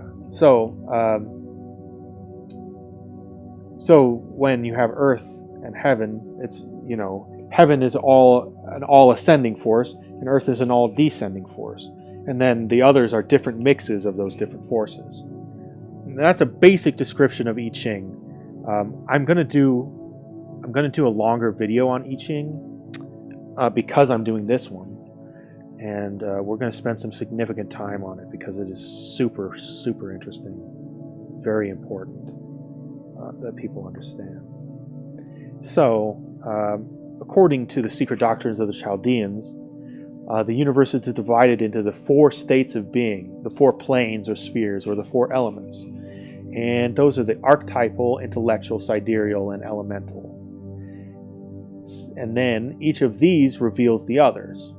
The superior controls the inferior, and the inferior receiving influence from the superior. The archetypal plane was considered synonymous with the intellect of the triune divinity. Within this divine, incorporeal, and eternal sphere are included all the manifestations of life, all that is, has been, or ever shall be. Within the cosmic intellect, all things, spiritual or material, exist as archetypes, or divine thought forms, which is shown in the table by a chain of secret similes. In the middle region of the table appears the all-form containing personified spiritual essence, the source and substance of all things. From this proceed the lower worlds as 9 emanations in groups of 3, the Ophionic, the Ibimorphous, and the Nephian triads. Consider in this connection the analogy of the Kabbalistic Sephiroth, or the 9 spheres issuing from Keter, the crown, the 12 governors of the universe, the Mendesian, Ammonian, Omphthean,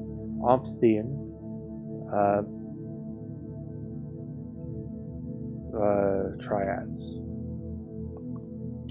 And those are vehicles for the distribution of the creative influences, and shown in the upper regions of the table, and are directed in their activities by the divine mind patterns existing in the archetypal sphere. The archetypes are abstract patterns formulated in the divine mind, and by them all, the inferior activities are controlled. And let me see if I can bring up another image here for you, because a traditional image of the Etz Chaim, the tree of life, is actually has a very much stepwise. I don't know if I have it named something that I can easily find it. I'll have to look for it later. But basically, the tree of life repeats on multiple levels, and you can see steps. So it's actually divided into 4 different levels, and the different letters Y, H, V, H, Yod, He, Wah, He of Yahweh represent the 4 different worlds. These are the exact same worlds as the Chaldeans, and they are recorded in the Sefer Yetzirah, which we talked about earlier, is in Sepharia, on the website Sepharia.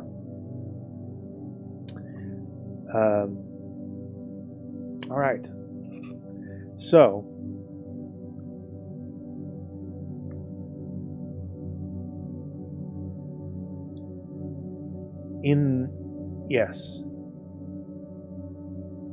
So in the middle region, that's where we saw the all-form containing personified spiritual essence.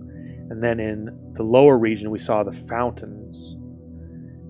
And in the theology of the Egyptians, goodness takes precedence, and all things partake of its nature to a higher or lower degree.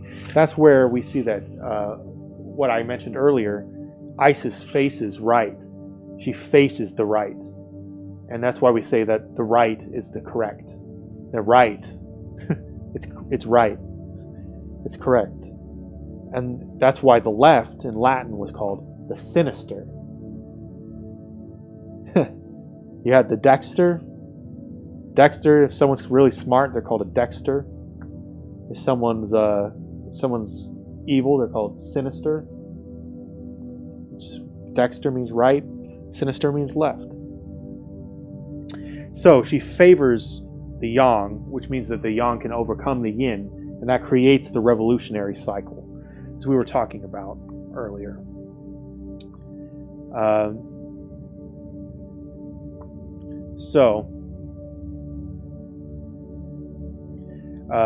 Goodness is self-diffused, and hence it exists. In the theology of the Egyptians, goodness takes precedence, and all things partake to its nature to a higher or lower degree. Goodness is sought by all. It is the prime cause of causes. Goodness is self-diffused, and hence it exists in all things. For nothing can produce that which it does not have in itself. The table demonstrates that all is in God and God is in all, that all is in all and each is in each. In the intellectual world are invisible spiritual counterparts of the creatures which inhabit the elemental world. Therefore, the lowest exhibits the highest, the corporeal declares the intellectual, and the invisible made manifest by its works. For this reasons, the Egyptians made images of substances existing in the inferior sensible worlds to serve as visible exemplars of superior and invisible powers.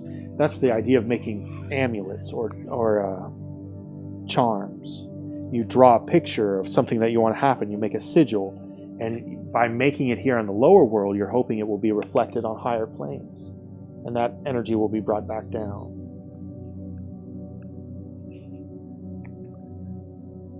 It's a very sensible kind of way of thinking, actually.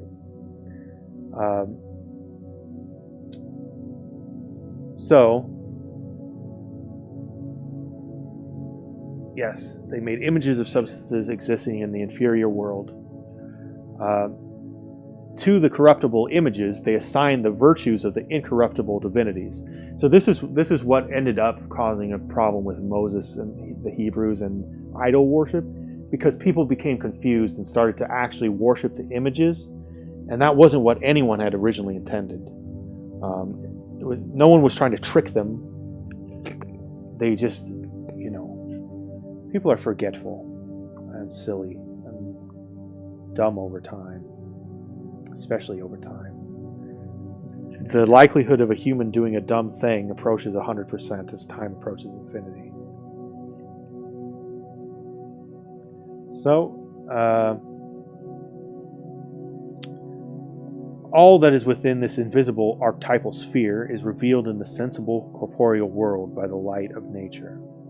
The archetypal and the creative mind, first through its paternal foundation and afterwards through its secondary gods called intelligences, poured out the whole infinity of its powers by continuous exchange from the highest to the lowest. And in their phallic symbolism, the Egyptians used the sperm to represent the spiritual spheres, because each contains all that comes from it, just like a seed contains all that grows out of it.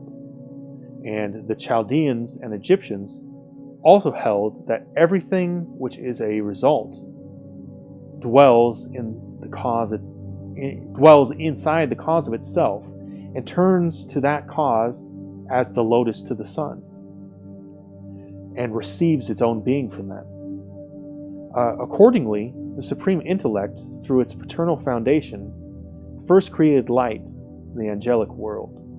Out of that light were then created the invisible hierarchies of beings, which some call the stars. And out of the stars, the four elements of the sensible world were formed. Out of the stars, in the furnaces of all of the stars, that's where all the elements that are heavier than your standard hydrogen to helium, they have to be forged at the core of stars in order for them to become bigger and bigger, up until about iron, I believe. And then after the size of iron, I think they only are created in supernovas. So things like gold, I think all the gold that exists in the universe came from supernovas at some time. Come from a star catastrophically exploding at some point in Earth's history, at some point in the universe's history, and that eventually got to Earth. That's the fascinating stuff to me. So,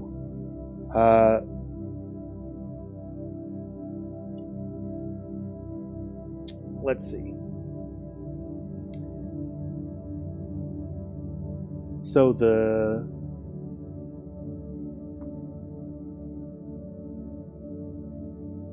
accordingly, so the lotus to the sun, accordingly the Supreme Intellect first created light, the angelic world. In the beginning, God's spirit moved on the face of the waters, and God said, "Let there be light." Out of that light were then created the invisible hierarchies of beings, which some call the stars, some call angels, for example. But there are higher and higher levels of consciousness above us we just have no ideas about. So stars have consciousness. It's just so far above us that we can't even comprehend it. And out of the stars, the four elements in the sensible world were formed. Thus were then created the invisible hierarchies. Thus all are in all, after their respective kinds. All visible bodies or elements are in the invisible stars or spiritual elements, and the stars are likewise in those bodies. The stars are in the angels, and the angels are in the stars. The angels are in God, and God is in all. Therefore, all are divinely in the divine, angelically in the angels, and corporeally in the corporeal world, and vice versa. Just as the seed is the tree folded up, that's the cube that's at the center of the Merkabah. So the world is God unfolded, which is the cross. A cross is a cube unfolded. That's the manifest world, is God crucified onto the world. God is crucified in time and space, hung there. And that is what allows us to live here. But there's also the seed that travels. Meteors, for example. So at the Kaaba in Mecca, there's a meteorite stone that is laid in the, I believe it's the southeast corner of the Kaaba, and people go around and touch it, and people think, "Oh, look at this Saturn-worshipping religion." Well, look at this: the Kaaba, the cube, that represents the seed. The meteorite at the edge, that was the meteorite that brought the recipe of life to Earth. Earth was fertilized by alien sperm, and that alien sperm was a meteorite that is enshrined at Mecca. And that's the meaning of that religion. So the closed cube is the seed, and the cross is the opened. This is what it is right now. So people perceive them as being like opposites, but really they're the same thing. They're just different modes. They're different modes of the same thing. So, Proclus says, every property of divinity permeates all creation and gives itself to all inferior creatures. One of the manifestations of the Supreme Mind is the power of reproduction, according to species, which it confers upon every creature of which it is the divine part. Thus souls, heavens, elements, animals, plants, and stones generate themselves, each according to its pattern, but all are dependent upon the one fertilizing principle existing in the Supreme Mind. The fecundative power, though of itself a unit, manifests differently through the various substances, for in the material it contributes to material existence, and in the plant it manifests as vitality, and in the animal as sensibility. It imparts motion to the heavenly bodies, though thought to the souls of men, intellectuality to the angels, and superessentiality to God. Thus it is seen that all forms are one substance, and all life is of one force, and these are coexistent within the nature of the Supreme One, called Allah, the God, Al-Elah, the God, El Elyon, the highest, God that is highest, the Supreme God. El Elyon said to the congregation of angels, know ye not that ye are Elohim, that ye are gods, and that all of you are the children of El Elyon? the children of God, the highest God? It's written in the book, but people are not taught these mysteries. Not everyone's ready to receive them. And if you're sitting through this video right now, you're doing a great job. Your initiation is well on its way. So, thus it is seen that all forms are of one substance and all life of one force, and these are coexistents in the nature of the Supreme One. That is the most important thing probably in this whole chapter. This doctrine was first expounded by Plato. His disciple Aristotle set it forth in these words: "We say that this sensible world is an image of another. Therefore, since this world is vivid or alive, how much more then that other must be alive? Yonder, therefore, above the stellar virtues, stand other heavens to be attained, like the heavens of this world, and beyond them, because they are of a higher kind, brighter and vaster. Nor are they distant from each other like this one, for they are incorporeal. Yonder, too, exists an earth, not of inanimate matter, but vivid with animal life, and all natural terrestrial phenomenon like this one. But of other kinds and perfections, there are plants also, and gardens, and flowing water. There are aquatic animals, but of nobler species. Yonder is air and life appropriate to it, all immortal. And although the life there is analogous to ours, yet it is noble, seeing that it is intellectual, perpetual, and unalterable. For if anyone should object and ask, how in the world above do the plants, etc., above mentioned find footing, we should answer that they do not have objective existence. They were produced by the primal author in an absolute condition and without exterioration. They are, therefore, in the same case as intellect and soul, they suffer no defect, such as waste and corruption, since the beings yonder are full of energy, strength, and joy, as living in a life sublime, and being the issue of one fount and of one quality, compounding of all, like the sweet savors, delicate perfumes, harmonious color and sound, and other perfections. Nor do they move violently about, nor intermix and corrupt one another. But each perfectly preserves its own essential nature, and they are simple and do not multiply as corporeal beings do. In the midst of the table is a great covered throne with a seated female figure representing Isis, but here called the pantomorphic, Enix. Mead defines the Enix as a transmitting intelligence, like Philip K. Dick's Valis. Others have declared it to be a symbol of universal being. Also, a transmitting intelligence, that is what John 1 says about Jesus. In the beginning was the Word. That word was Logos. In the beginning was the Logos, the logic, the intelligence. What does word mean? A word is a transmission. What does intelligence mean?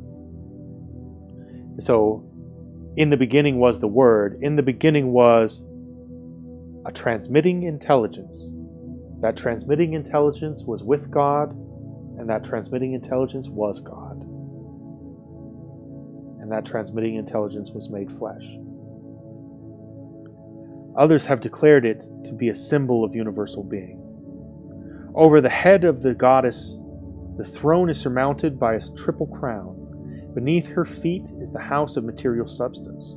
The threefold crown here is symbolic of the triune divinity, called by the Egyptians the Supreme Mind, and described by the Sefer HaZohar as being hidden and unrevealed. According to the Hebrew system of Kabbalah, the tree of the Sephiroth was called Keter, or crown, and Chokmah, wisdom, and Binah, understanding. That's the triad at the top of Etz Chaim, the tree of life. These are too abstract to permit comprehension, whereas the lower 7 spheres that came forth from them were within the grasp of human consciousness, and those are the 7 celestial spheres, the 7 planets, the wanderers. And there are 7 in the central panel, and the central panel contains 7 triads of figures, and these represent the lower Sephiroth, all emanating from the concealed threefold crown over the throne. Kircher writes, the throne denotes the diffusion of the triform supreme mind along the universal paths of the 3 worlds. And out of these 3 intangible spheres emerged the sensible universe, which Plutarch calls the House of Horns, and the Egyptians the Great Gate of the Gods. The top of the throne is in the midst of diffused serpent-shaped flames, indicating that the Supreme Mind is filled with light and life, eternal and incorruptible, removed from all material contact. How the Supreme Mind communicated his fire to all creatures is clearly set forth in the symbolism of the table. The divine fire is communicated to lower spheres through the universal power of nature personified by the world virgin Isis, here denominated as the Enix, or the polymorphous all-containing universal idea, the Zero. The word idea is here used in the Platonic sense. Plato believed that there are eternal forms of all possible things which exist without matter, and to these eternal and immaterial forms he gave the name of ideas. In the Platonic sense, ideas were patterns according to which the deity fashioned the phenomenal or archetypal world.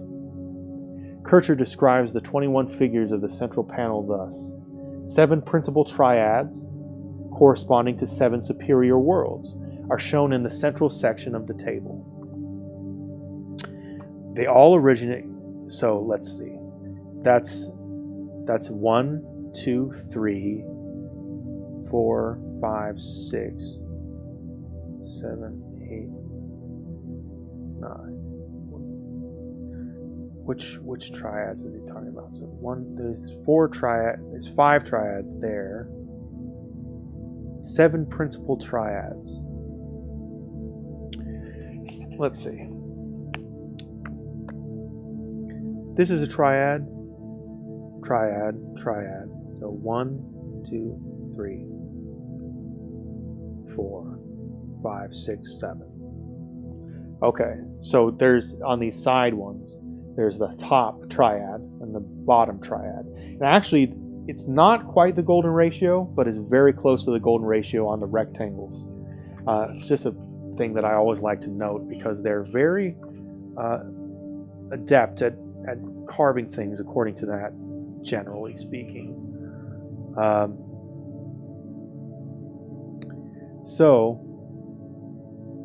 Okay. Kircher describes these 21 figures in the panel as thus: 7 principal triads corresponding to the 7 superior worlds. So each one of these triads is one of the 7 superior worlds. This would be the sun at the center. Enshrined, it's kept away from everything by a veil. That veil is heat. Anything that comes too close will be melted. Here is Mercury and Venus and Mars. And then here is we would have the moon and Jupiter and Saturn. Earth is down here,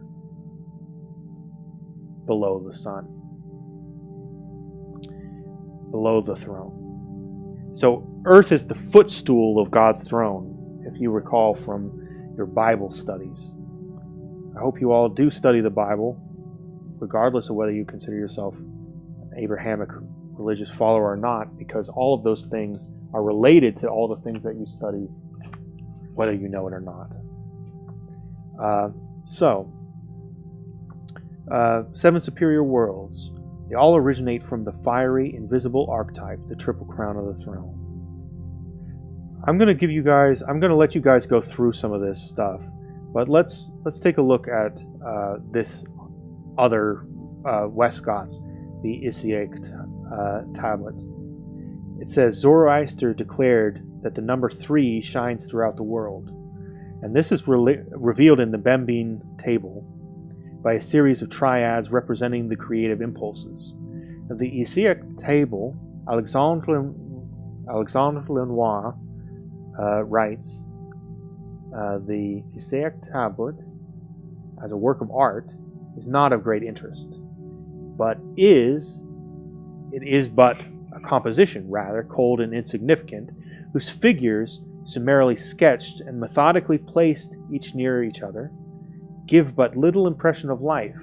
But if, on the contrary, after examining it, we understand the purpose of the author, we become soon convinced that the Isiac tablet is an image of the heavenly sphere divided in small parts, to be used very like for general teachings. According to that idea, we can conclude that the Isiac tablet was originally the introduction to a collection followed by the Mysteries of Isis. It was engraved on copper in order to be used in the ceremonial of initiation.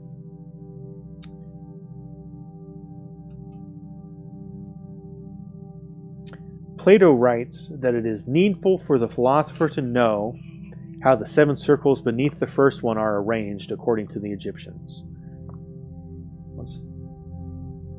Okay, so this is just a different way of writing this out. And if you go through that paragraph, these are all the letters corresponding to what he was talking about. Plato writes that it is needful for philosophers to know how the 7 circles beneath the first one are arranged according to the Egyptians. The first triad of fire denotes life, the second water, over which rules the imamorphous divinities, the third air, ruled by Nephthah. From the fire the heavens were created, from the water the earth, and air was the mediator between them. In the Sefer Yetzirah it is said that from the 3 originate the 7.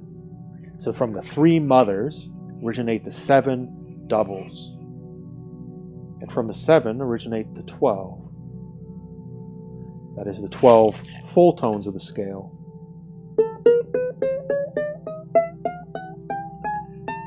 As opposed to the ones that are suited for the particular scale.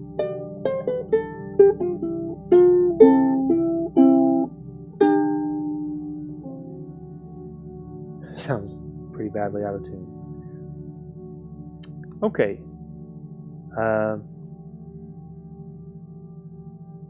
So,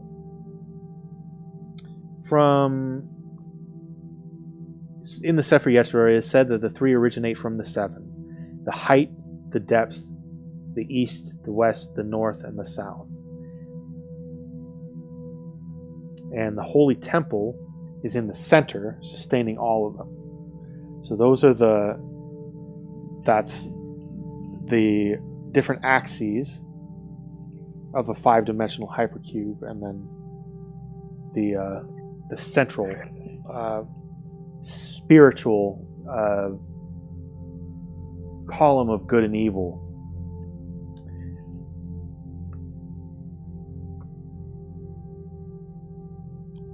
The column of ideals. So, is not the holy temple in the center the great throne of the many-formed spirit of nature, which is shown in the middle of the tablet? And what are the 7 triads but the 7 powers that rule over the world? Sellis writes, the Egyptians worshipped the triad of faith, truth, and love, and the 7 fountains, which is the sun as the ruler, the fountain of all of our life, really, and the fountain of matter. It's what fuses atoms together to make different elements.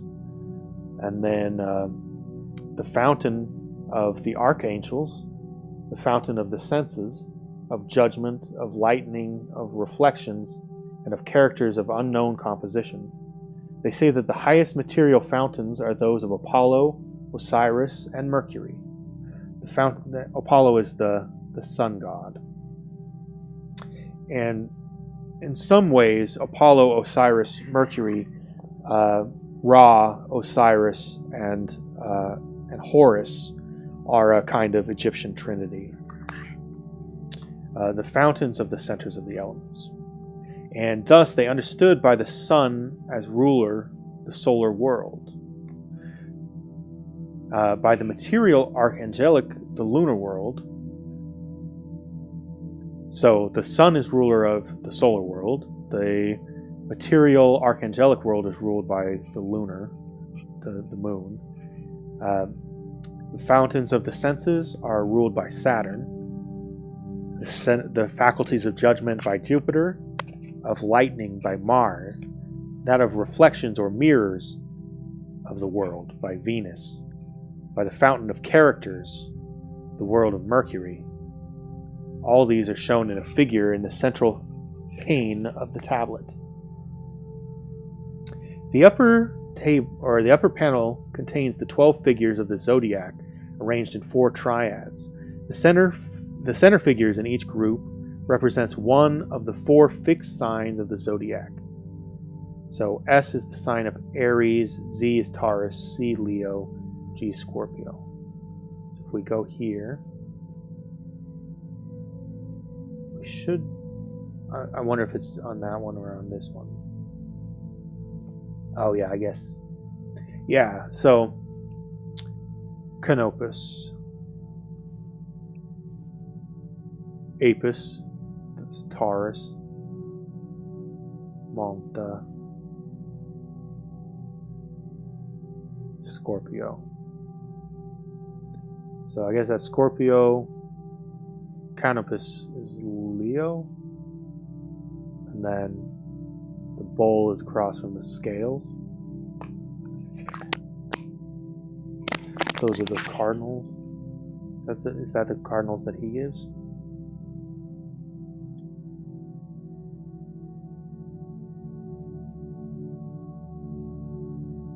Let's see. S is the sign of Aquarius. Is that what he said here? Is that what it looked like here? Canopus. Well, Canopus, yeah, I guess Canopus is Aquarius. Canopus carries... Actually, this is very interesting because it correlates with a picture that is in this book. And let me just put this image up real quick.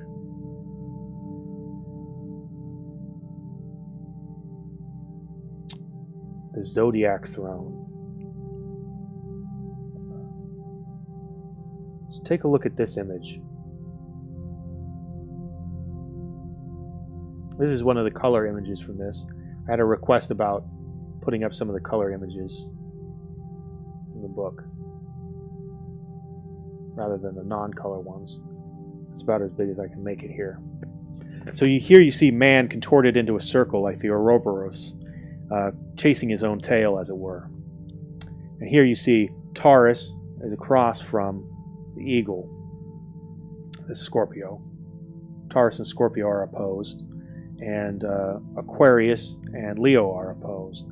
So if we go back, we should see that Aquarius and Leo, this must be Leo, Mamta must be Leo. Yeah, Leo is in summer, it's in August. Yeah, so Leo, Mamta, August is on the other side from Aquarius. Aquarius is the end of winter, beginning of winter. I mean, it's the end of the year, but the beginning kind of a winter. And with the bowl comes spring after Aries, Ammon. Then you have you move through Taurus to Gemini, Hermanubius. So this is just the old way of writing about them. But it's very, very interesting to pore over these. I highly recommend that you take some time to really look at this table yourself and compare it with this chapter, which will be linked in the description of the video.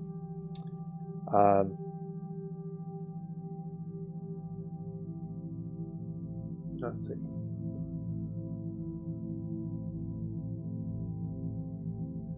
So, basically what I was trying to look for here is to see... Yeah. So, the upper panel contains the 12 figures. There's Aquarius opposed to Leo and Taurus opposed to Scorpio.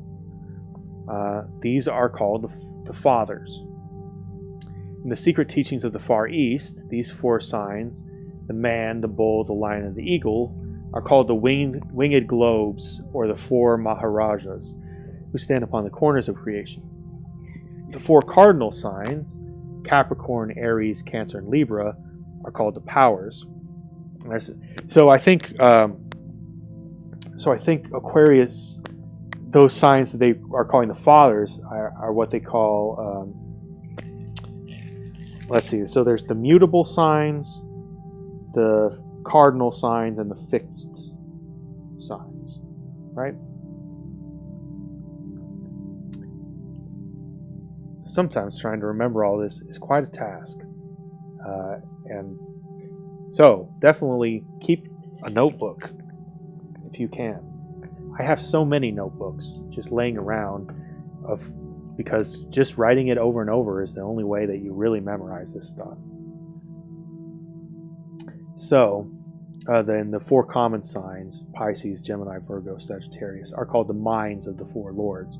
And actually those are reflected in the tarot cards as well. So the tarot are the zodiac, the houses.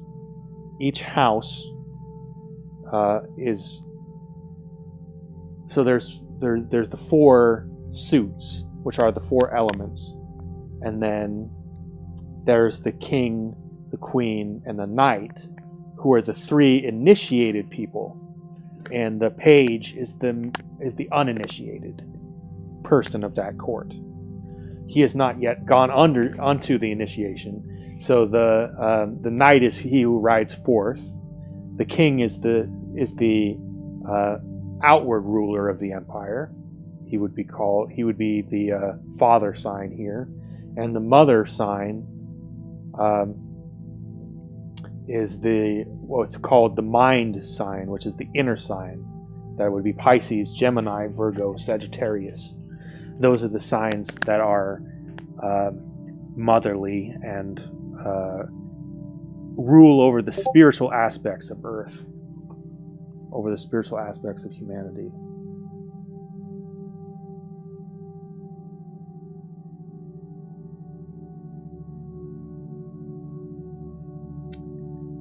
Okay, and so this explains the meanings of the winged globes of Egypt for the 4 central figures, Aquarius, Taurus, Leo, and Scorpio, called by Ezekiel the cherubim, are the globes.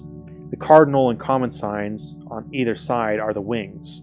Therefore, the 12 signs of the zodiac may be symbolized by 4 globes, each with 2 wings. The celestial triads are further shown by the Egyptians as a globe, the father, from which issued a serpent, the mind, and wings, the power. So, the father, and then from whom issues the serpent, which is the deceiver. The mind is the deceiver. That's what you'll find in a lot of these traditions. They identify Lucifer and Jesus as being the same, which is something that you see a lot in the Latin Vulgate. Lucifer is a term that is used to refer to Jesus in some of the Latin rites quite often, because Jesus brings the light. And in a certain sense, Jesus was cast down to the earth to live a life as a man. He was a fallen angel, cast down to the earth to live a human life.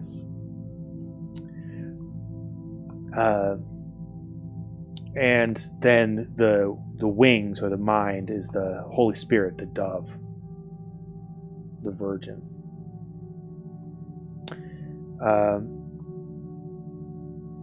So the celestial triads are further shown by the Egyptians as a globe. And these 12 forces are the fabricators of the world, and from them emanate the microcosm, or the mystery of the 12 sacred animals, representing in the universe the 12 parts of the world, and the 12 parts of the human body, and also the 12 tribes of Israel, and the 12 notes of the chromatic scale, and so on. Anatomically, the 12 figures in the upper body may well symbolize the 12 convolutions of the brain, which are the 12 nerve pathways in the cranium, as I discussed earlier. And the 12 figures in the lower panel, the 12 zodiacal members and organs of the human body. For man is a creature formed of the 12 sacred animals, with his members and organs under the direct control of the 12 governors or powers resident in the brain. And a more profound interpretation is found in the correspondences between the 12 figures in the upper panel and the 12 in the lower, because this furnishes a key to one of the most arcane of ancient secrets, which is the relationship between the two great zodiacs, the fixed zodiac and the movable zodiac, or what's called the tropical and the sidereal, and also what's called, as I was talking about I Ching earlier, what's called the older heaven, Fuxi, and the King Wei. So if you're using the Wei, is the King Wei form, it moves in a cycle, it's movable, and the Fuxi form is balanced, so it's stable, doesn't move. And that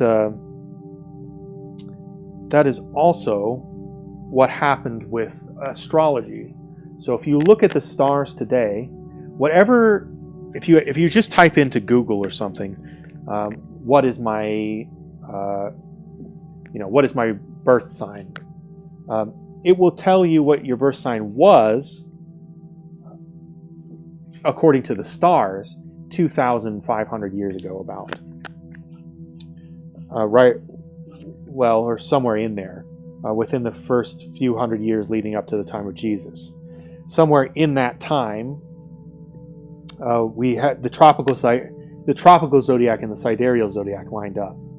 And then gradually over time, the stars themselves changed, but we decided to keep the tropical zodiac fixed to the seasons. So there's the fixed system, which is the tropical system, and there's the sidereal system, which is the movable system, which moves around. And it's very, very important to understand that in all astrologies all over the world, there are these two systems, because one is tied to the seasons, meaning it's tied to the experiences of man, and one is tied to the actualities of the heavens. How that is reflected in time through the heavens, because things are not perfectly mathematically aligned, so that when you have 360 degrees in a circle, it takes the Earth 365 days to do 360 degrees. So you're actually 5 days short. You fall behind by 5 days, or 1/72nd of the year, every year. And that means you fall behind by 1 degree once every 72 years.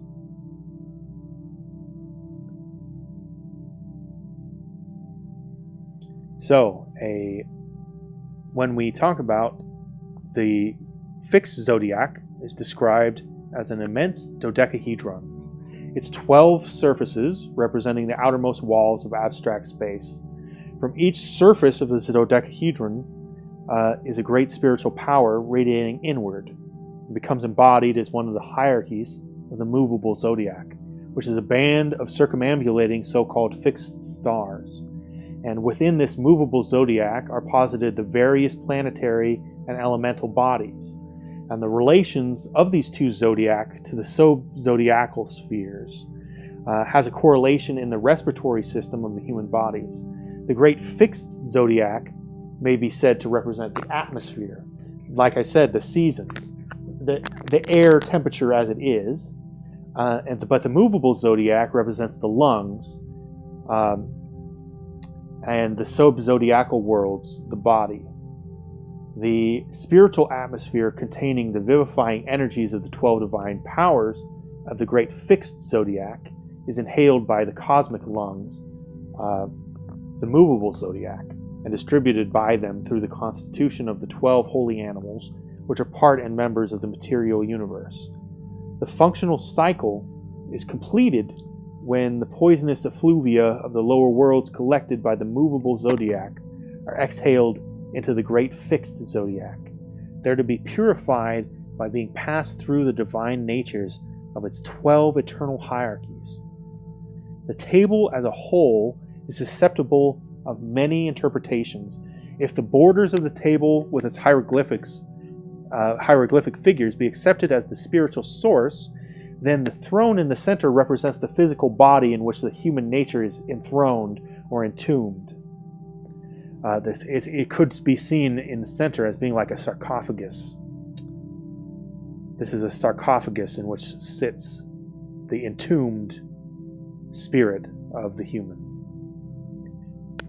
The flesh eater.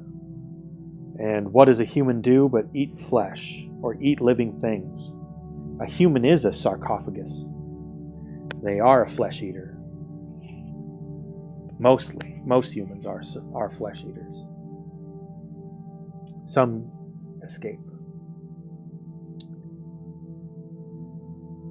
So, from this point of view, the entire table becomes emblematic of the auric bodies of man. That is, the bodies that border as the outer extremity or shell of the auric egg, the energetic bodies of the human being. And if the throne be accepted as the symbol of the spiritual sphere, the border typifies the elements, and the various panels surrounding the central one become emblematic of the worlds or planes emanating from the one divine source. If the table be considered from a purely physical basis, the throne becomes symbolic of the generative system, and the table reveals the secret processes of embryology, and as applied to the formation of the material worlds. It is a purely physiological and anatomical interpretation be desired, or if one is desired.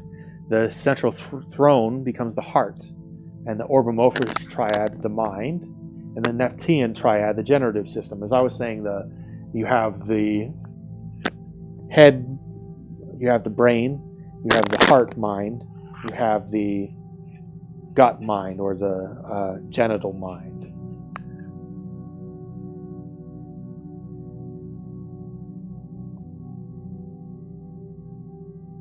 And the surrounding hieroglyphics of the various parts of the human body are like the skin. From the evolutionary viewpoint, the central gate becomes the point of both entrance and exit. Hence, when a great Kabbalah worker is going to go meditate and go to heaven to talk to God, they descend into the Merkabah. The Merkabah vehicle lies written within the heart. So they descend from the brain to the heart first, and then, making the Merkabah vehicle the energetic body around themselves, they use that vehicle to ascend to the heavens, and that is done through the heart gateway. So we've been taught all our lives that the crown and that the head, that the tip top, that's the most, that's the best, the highest, the most spiritual. But really, the umbilical cord comes from the navel, and our kind of spiritual center comes from the heart. It comes more from the center than from the extremity.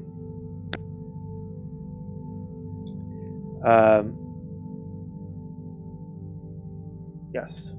So here also is set forth the process of initiation in which the candidate, after passing successfully through the various ordeals, is finally brought into the presence of his own soul, which he alone is capable of unveiling, and that is the veiled Isis in the middle, or Inxis. If cosmogony be the subject of consideration, the central panel represents the spiritual worlds, the upper panel the intellectual worlds, and the lower panel the material worlds.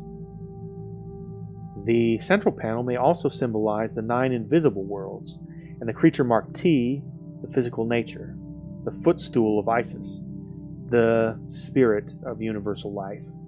Considered in the light of alchemy, the central panel contains the metals and borders the alchemical processes.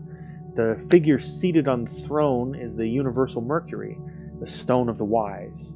The flaming canopy of the throne above is the divine sulfur, and the cube of the earth beneath is the elemental salt.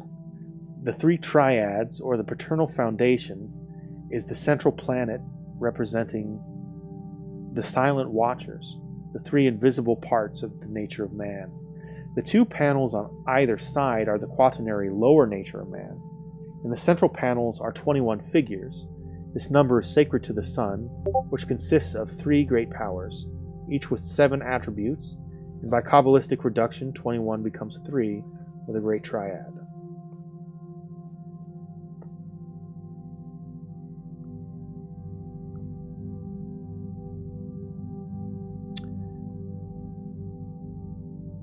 Okay. Oh, I left that picture up the whole time. I'm sorry. It's a good picture, but blocked all you being able to read.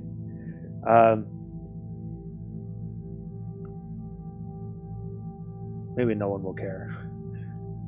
So anyway,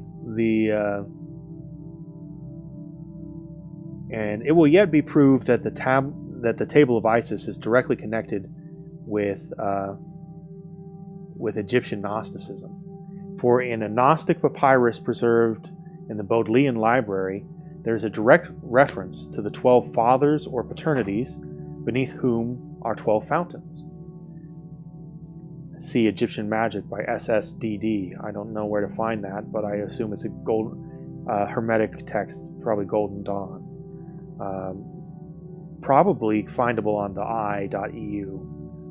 I'll search for that later, see if I can post it in the Discord. That the lower panel represents the underworld is further emphasized by the 2 gates, the Great Gate of the East and the Great Gate of the West. For in the Chaldean theology, the sun rises and sets through gates in the underworld, where it wanders during the hours of darkness, as Plato was for 13 years under the instruction of the Magi Panethius, Ochoaps, Secnopthys, and Etemon of Sebennythus. His philosophy consequently is permeated with the Chaldean and Egyptian system of triads. The Bembine table is diagrammatic exposition of the so-called Platonic philosophy, for in its design is epitomized the entire theory of universal mystic cosmogony and generation, and where you see the idea of soft polytheism generated, or what Joseph P. Farrell calls the topographical metaphor of the medium. The most valuable guide to the interpretation of this table is the commentaries of Proclus on the theology of Plato. The Chaldean oracles of Zoroaster also contains many allusions to the theogonic principles which are demonstrated by the table. The Theogony of Hesiod contains the most complete account of the Greek cosmogony myth, and Orphic cosmogony has left its impress upon the various forms of philosophy and religion, Greek, Egyptian, and Syrian, with which it had contact. Chief of the Orphic symbols was the mundane egg, from which Phanes sprang into light. Thomas Taylor considers the Orphic egg to be synonymous with the mixture from bound and infinity mentioned by Plato in the Philebus. The egg is furthermore the third intelligible triad and the proper symbol of the demiurgus, whose auric body is the egg of the inferior universe. Eusebius, on the authority of Porphyry, declared that the Egyptians acknowledged one intellectual author or creator of the world under the name of Seneph, and that they worshipped him in a statue of human form and dark blue complexion. It's interesting, dark blue complexion being like India.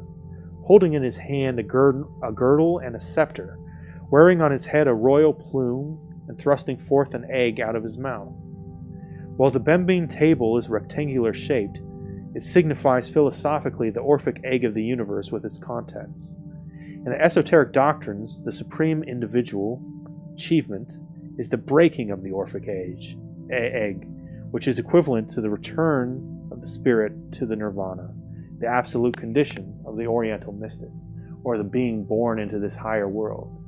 This whole universe is God the Son. For without him, not anything was made that was made. But when this egg hatches, you'll join your heavenly Father and Mother. That's something that is taught in the Book of Jesus, or in the Church of Jesus Christ of Latter-day Saints. The New Pantheon by Samuel Boyce contains 3 plates showing various sections of the Bembine table. The author, however, makes no important contribution to the knowledge of the subject. In the mythology and fables of the ancients explained from history, the Abbé Bagnier devotes a chapter to a consideration of the Mensa Isaica.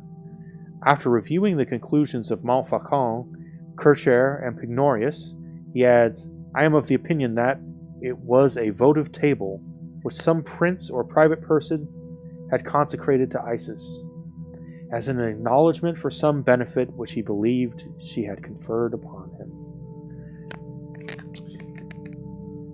We reach our end of this for today. Let's just take a quick look at what will be up next time, the Wonders of Antiquity. I believe this goes through the different, the 7 wonders of the world. Yeah, the 7 wonders of the world.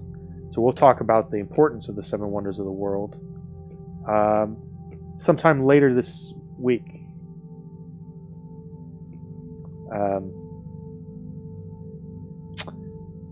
And I will just go ahead and if anyone has any questions, go ahead and ping me on Discord real quick. I'm going to just play a song on the flute to give us a little bit of a prayer to go out on, and also to let the stream catch up a little bit, because I know there's a delay. So go ahead and ping me if you have any questions you want me to answer before I end the stream. Otherwise, God bless and have a good one.